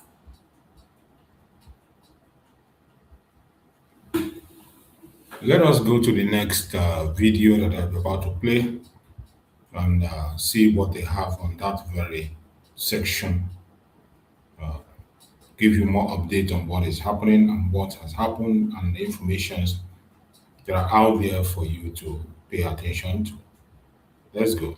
Strategic Bakassi Peninsula from Nigeria and handed sail over to the Republic of Cameroon. Relations between both countries has been fraught with mutual suspicion and hostility, especially on the side of Cameroon, which has several times deployed cross-border invasion of Nigerian communities as a handy weapon. A few days ago, the same scenario played out after Cameroonian gendarmes or soldiers invaded Danari community in Cross River State. While a chieftain of the All Progressives Congress, Cletus Obun, joins us now to discuss this act of aggression and the renewed call for boundary delineation between Nigeria and Cameroon as mandated by the ICJ ruling. Good afternoon. Thank you so much for joining us on Newsday. It's not a very angry mood. Well, I can imagine how angry you are. So why do you think these border tensions, continue to occur decades after the International Court of Justice judgment on the Nigeria-Cameroon boundary? Who is to blame at this point? The negligence of the Nigerian state on that corridor especially, and on the negligence of the military authorities. The Nigerian military have been known to be very vigilant and proactive. Why this borderline and this corridor of the international boundary has become a recurrent decimal in our international case, especially after the Activism, which was predictable, is very shocking and very annoying. As far back as October 2000, I was in Parliament and raised the motion that Cameroonians were invading and trying to annex parts of Nigeria. It was the same Danari I was talking about in October 2000. Shortly after the demarcation, as at that point I had predicted that with the oil deposits around the Bakassi Peninsula, at Tabong Town and especially Alusarede, we had agreed that there should be no further incursion into any inch of Nigeria, that Cameroon was trying to use Bakassi as a way of trying to shift its boundary northwards, towards the Obudukatu Ranch, Boki axis of that boundary line. But unfortunately, I was first invited by the military authorities to explain why I was raising a false alarm. They call it a false alarm when an Akwa Ibom indigene, an Imo State indigene, and 2 Boki indigenes were adopted and tried in a Cameroon court. And I had to, upon that raising of the version, the then governor of Cross River State, Nnamdi, mandated me to represent Nigeria in a preliminary meeting that took place in Bodam community that shared boundary with Danere. I went there on June 2nd of 2000. And by the time I returned from there, I had a road crash in which the Vanguard correspondent died in that accident and my driver. I survived that accident on my way to settle this matter in 2000. By 2002, when this judgment was given, I warned the Nigerian state that Cameroon was trying to annex parts of Nigeria and incur into Nigerian land. In 2013, a joint committee of defense, interior, army, and navy in the Nigerian Senate, led them by the then Senate leader, Senator Nnamdi, upon my raising of alarm, that there was an attempt to get into the demarcation process by the UN as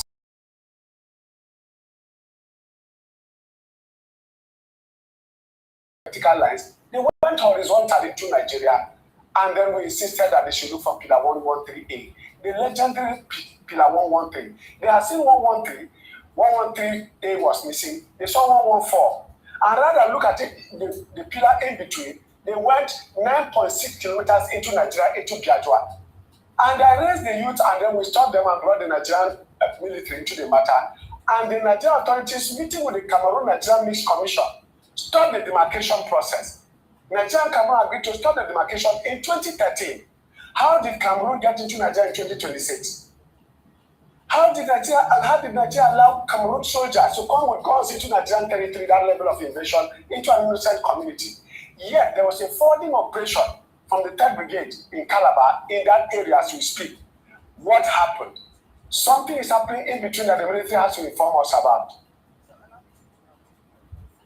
So what immediate steps do you believe the federal government should take in response to this latest incident, and to prevent further future incursions into the territory? Number one, first, the soldiers that are deployed to that area have left their primary duty, and I'm happy that the military authorities have intervened and gone to the place now. It is not enough, because this happens every time. They do a knee-jerk approach to it. What we need now is that the military base should be reinforced with more soldiers. The immigration officers are also there, and the demarcation that have been stopped. Nobody, the traditional boundaries that have been there until a further invasion, until further demarcation is done, no further attempt should be made. And the military presence there, because they now put themselves and become revenue points. Between Ormeka and Danere, there are more than 10 checkpoints by the soldiers who are supposed to be in that area. When these soldiers came to their camp, there were less than 3 soldiers in that place. This is not an allegation. We have video footages that at the point the youth were challenging the Cameroonian soldiers, there were no Nigerian soldier present. It took the Nigerian youth of that community, because we had already formed a vigilante in that area, to be on permanent surveillance from there since 1996, when we had the first invasion under Abacha. We have put our own vigilante there. They are the ones that confronted the soldiers and asked them not to go for that. If you watch the video footages, you will hear the youth shouting, "We will video you. This is our territory." That is between Bodam and Danere 1. Danere 2 and Dadi, Danere 1 and Dadi, and Danere 2 and Bodam are already at loggerheads. What I mean here is that the borderline between them is traditional. It cannot be demarcated by UN. So they should maintain it. And the only people that can help them do it is this. The second thing is that the market, there should be a market, there should be a secondary school, and there should be those government presence, so that those people know that they are Nigerians and that the Cameroonians have a crisis with them. The Amazonian separatist movement is going on there. So they kept their soldiers there, who occasionally come into Nigeria, sometimes using drones and terrorizing the Nigerian border communities. The soldiers should be more stationed there and focus less on revenue. They are not revenue collectors. So they should leave the farmers alone so that they can cooperate with them to give them information. Now, you talked about the military aspect, but I'm wondering how important is it for the federal government to engage with Cameroon diplomatically on this issue? Do you think that should also be on the table? That is already on, except that the channels and the platforms that were created for that. I'm talking about the Nigerian Cameroon Mixed Commission. It's almost there. There's also the Border Communities Committee, which fraternizes and coordinates with the communities themselves so that intelligence is gathered from among the communities because they know themselves. These communities are traditionally, historically, and ancestrally connected. It was the 1961 plebiscite that divided them. Otherwise, they have the same ancestry, the same deities, the same shrines, and the same traditional occasions and events. New Year festival, football competitions, same secondary schools, same market. So they are basically not. It is the Cameroon authorities in an attempt to annex part of Nigeria that are now forcing these tensions using their soldiers. Our soldiers should be on ground, and diplomatically, the platforms created when the ICJ judgment was passed should come into play. And this stretches up to the Voodoo Cattle Run. This one is just one aspect of it. This area is very important to Cameroon because of the rich underground minerals that are in that place. That is what Cameroon is targeting. It is not just about land. So Nigeria must take deliberate steps. This is not happening in Seme-Border. This is not happening in the Chad borders with Katsina State. It's not happening in Gambarungala, in the northern of Garwa, with Cameroon in Borno State. Why is it happening in this particular area? Why is it recurrent? Nigeria must make us in Bokiland feel that we are part of Nigeria because the population of that place is more than Cape Verde, Sao Tome and Principe put together between Danere and Bumaji, between the ranch and Ormepang. That land and the population there is more than 2 West African countries put together. And the minerals there, that's the last African forest that you find in the whole of that area. So it is so rich in minerals and in forest and non-forest products that we need not look at it as if it is about the people and the land alone.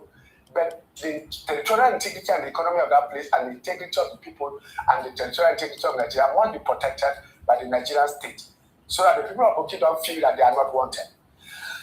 I'm not making the point, excuse me. As we wrap up, I'm just wondering, you talked about what you did, when you were a lawmaker, but then I'm wondering, the lawmakers currently representing Cross River, what role should they be playing in pushing for federal action, very briefly? Well, let me say this. This is the problem that the governor of Cross River State and the people of Cross River State notified. Who are their representatives? In all this, the first motion moved by the Federal House member representing Boki come today that led to a joint committee, ad hoc committees that were headed by Benny Lar, Representative Benny Lar, a ranking Federal House member that went to that direct. I was among the team as one of their consultants. And we got to the place. Thereafter, nothing has happened for 3 years now. That happened in 2024. This is 2026, nothing has happened. And no senator has made a comment on it. No federal house member has, has done it. No federal has said anything. Even as I speak now, what you hear is we condemn the act, full stop. No visitation, nothing to assure the community, except that now we are going to take action because the community, like I said in 2013, we went to the National Assembly. I led the delegation to the National Assembly of the Chiefs. Now we are going to go to the military authorities and work out a plan in which we engage ourselves in self-protection. Otherwise, we are going to get ourselves muddled up and one day find ourselves as Cameroonian, and next by sheer force, because force is a mode of acquiring territory. And Cameroon is trying to do that with the Boki communities. We shall resist it because we are Nigerians. We remain Nigerians and will continue to work so. The road to that place, even in Nigeria, have to move their troops there. They come up with the road when you hear no road, no election. It is that same road. No road, no election is on that same road. It's so impossible that if the troops have to mobilize by land, it will be a problem. We went there by a chopper provided by the Nigerian Air Force.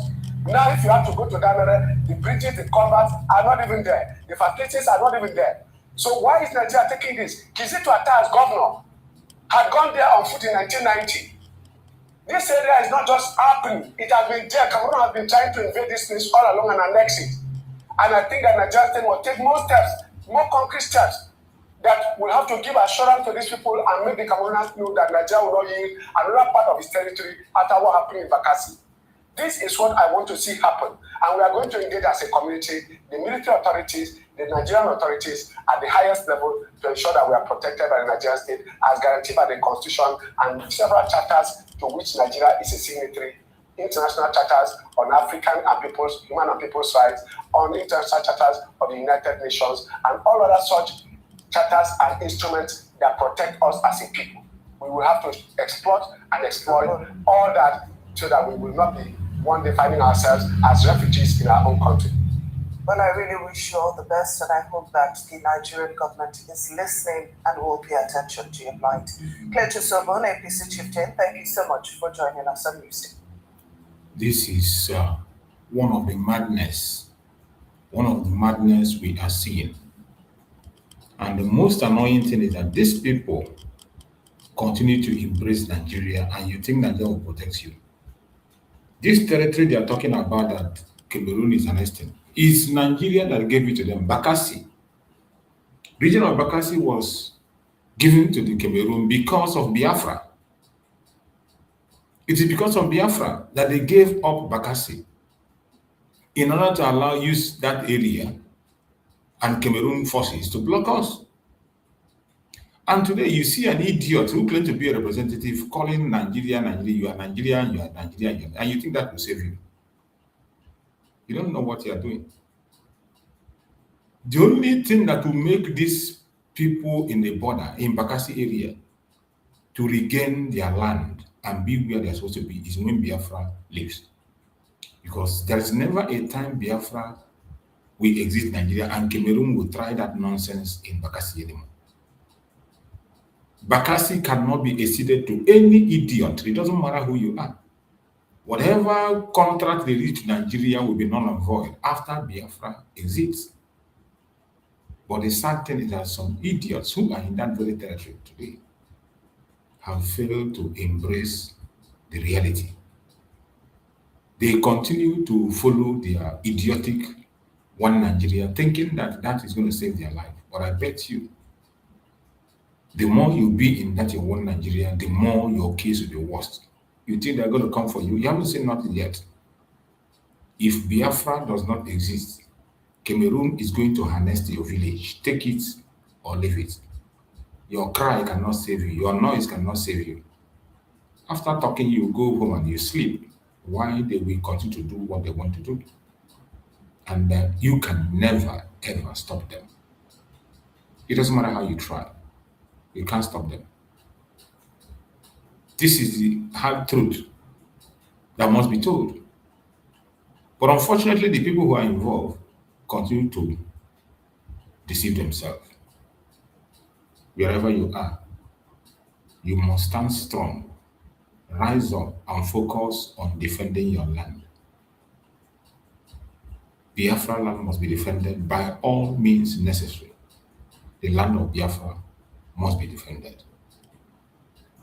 Let us listen to this message once again. I played it in the morning. Let me play this message again. The message has political tone. But as you are listening to this message, take the real message and allow the madness in it to go. The real message is in the first part of it, in the first stage of that message, where the youth are being called upon to defend our land. My people, this is Igbo Youth Movement. They have a strong message to all the Nigerians. Igbo Youth Movement. Greetings all over the world. My name is Justice Ozobi. This is the Igbo Youth Movement. And we want to inform the general body, the entire Nigeria, about our stand in this country. First of all, concerning insecurity, we, the Igbo Youth Movement, comprises all the whole 5 states in Igbo land and across Igbo land, which is included Delta states, Edo, and River states. The people you are seeing here are the leaders of all local governments of Igbo Youth Movement, all leaders of all the local governments. First of all, we want to talk about the insecurity in Igbo land. We are demanding that every youth in Igbo land should participate in their village security. It is very, very important that every youth in Igbo land should join their state and community security.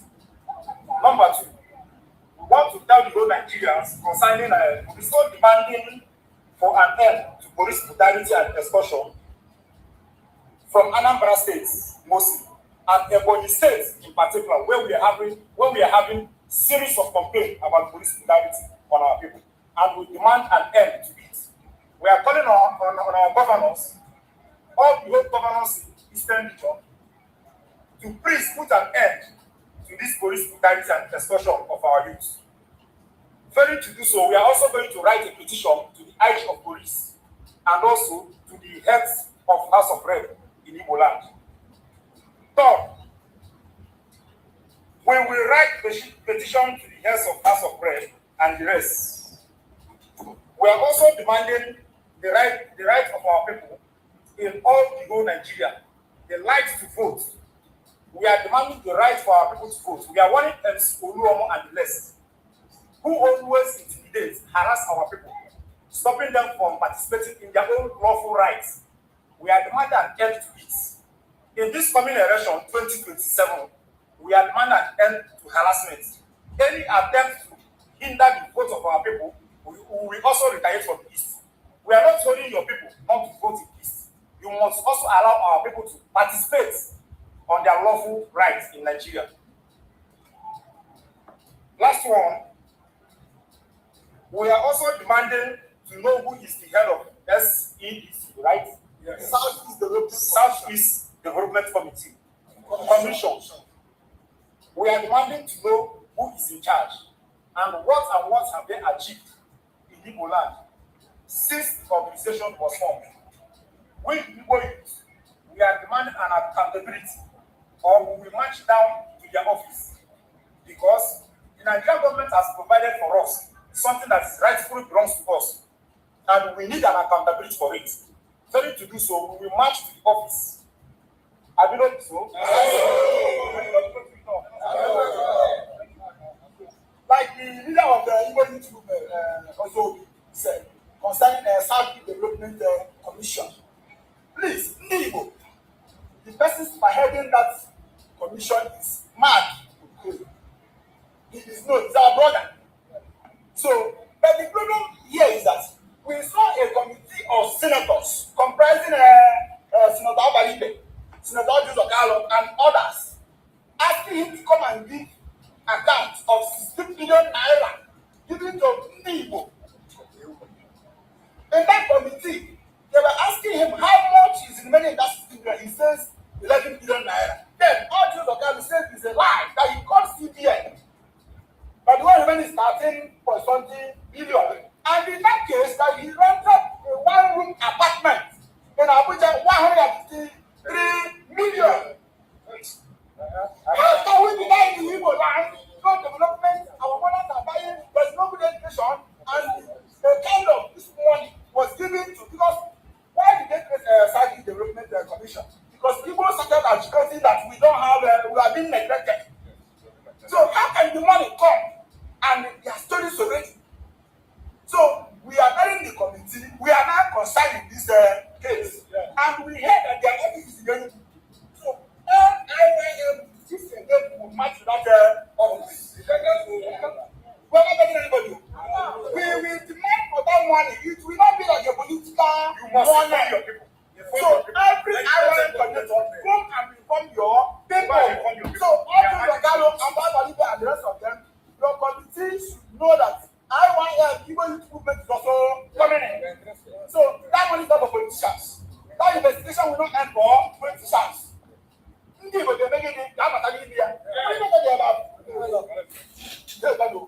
So that's it. Well, for record purposes, I want to let you know that this is another fraudulent group. This Igbo nonsense movement, Igbo youth movement, is another department of Nnamdi in Adam. When you see them talk, this last aspect of talking about money, that is where they pour all their power and all their strength. The one that claimed to be a leader doesn't even know who is the head of the Southeast Commission. But the one that came at last mentioned the name.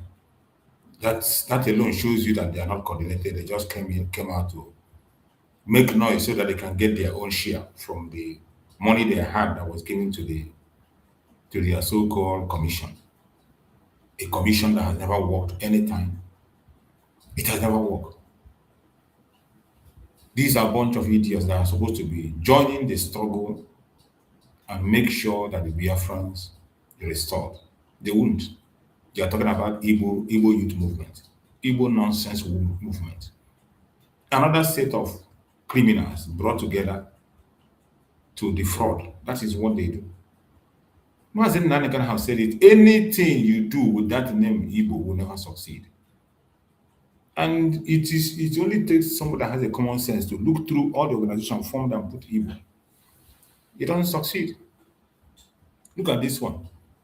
The energy they channeled on that money now, the Igbo whatever commission, is much more than the energy they channeled in this insecurity.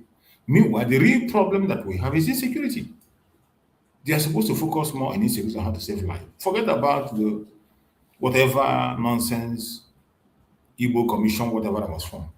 It is a fraud. Igbo Development Commission is a fraud. Everybody knows it's a fraud. Is it the same commission they formed in the north? It didn't work. They formed it in the southwest. The same thing in the Niger Delta area. The same thing. All the commission they formed in that country, did anyone work? Then how do you think it's your own that is going to work?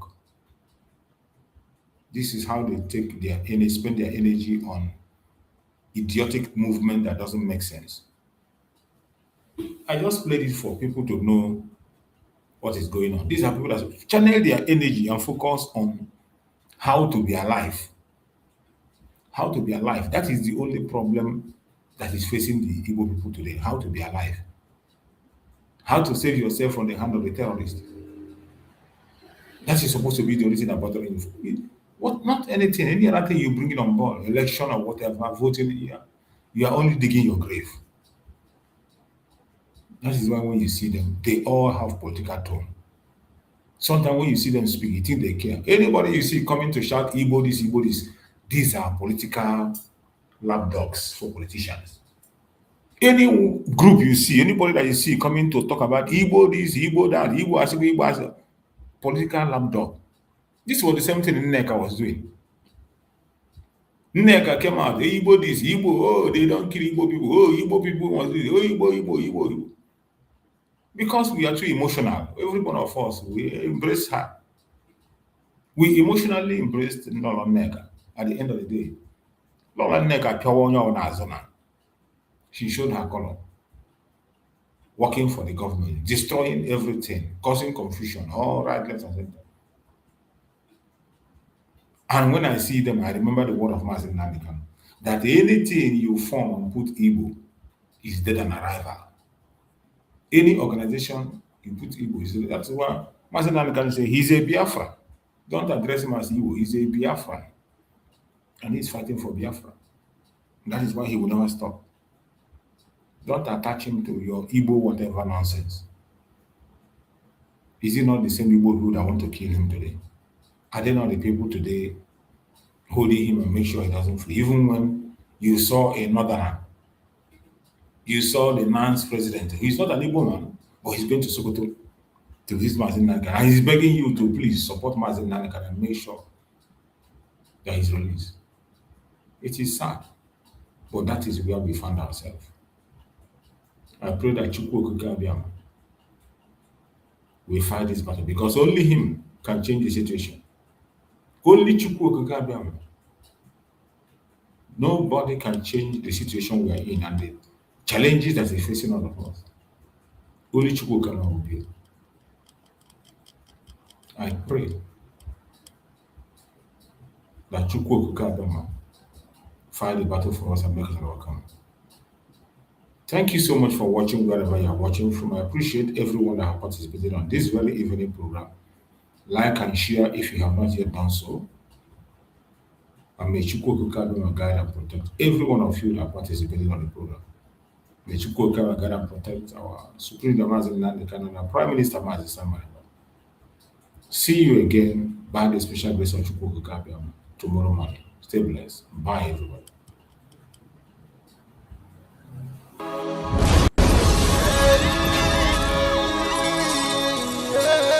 This This is from Biafrans Got Talent. We are letting Biafrans know the reason why we should remember those who gave their lives for us, those who died, that we may live. You died to end my suffering. You died fighting for my freedom. Your blood is the seed of redemption. You are my inspiration. The deed no wrong, but them military shots at them. 67 to 70, we remember them. 2016, 38 May, memory still lives in our mind till today. Wonder why they refuse to publicize the genocide. The world media turn blind eyes to our plight. It's time to arise, land of the rising sun. Let's rise one more time, let's rise. Yo, we will never forget our fallen heroes, those who gave their life for us. Onitsha massacre, Ipob massacre, Aba massacre. We remember you. Alright. Tell them I thought that day. Remember when me tell you say I thought that day. Yeah, I remember that one that called us a Bruce Mero. But the way you go like a Abapanuku. But them way Boniro, me tell you what I look pandi, what pandi Samiro, me tell you what I day. For me the front and the rest of man, I tell you what I do. Me know back and forth, me tell them say what I want to promise you something today. We must fight together, no retreat and no surrender. We must hold them down till the end of time. The most important thing is that we will restore Biafra. May your soul rest in peace. And I look up to the sky with tears in my eyes for other Biafrans and for freedom and to die. We will never forget you as the days go by. You are always in my heart, we'll never be apart. They fought for our freedom, they died for our freedom. They fought the Nigerian soldiers in the war front without food, without guns, for our freedom, for our life, for our own good, for our children. We love them, our heroes, we want them. My heart bleeds when I saw them slain. Where will I be now if not then? They will remain indelible in my heart forever, forever, forever, and ever, and ever, and ever. We serve in your plantation, and the way you paid us back with your bloody starvation. We play in our history that the death of my people is a mystery. No going back to get to a victory. I had a voice now call for vengeance. I never get bombed, I'ma blow like a vengeance. Yo, we will never forget our fallen heroes, those who gave their life for us. Onitsha massacre, Ipob massacre, Aba massacre. We remember you. Alright. Where will I be now? If not you, you died at Mali.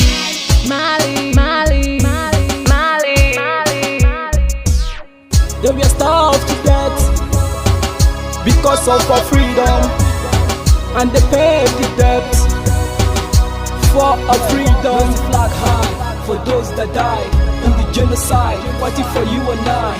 There is pain in the heart, we bleeding inside, tears in the eyes, so I'm following you. This is for my fallen heroes. Give them a motivation, people. It's like I'm looking at myself in the mirror.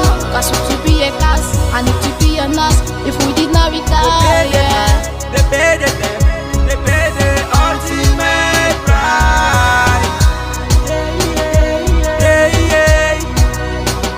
They died for me, for the freedom of my unborn child. We live for the legacy.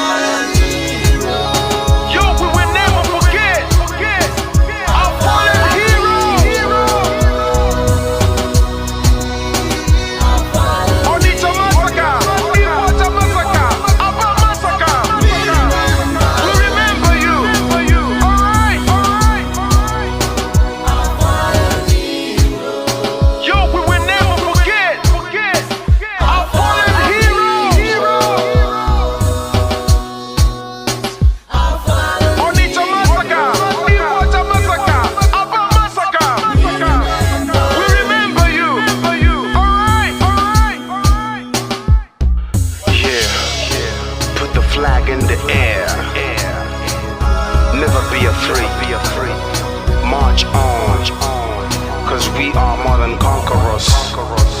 Yeah, you know what it is. We must revenge, and we must stand to represent who we are.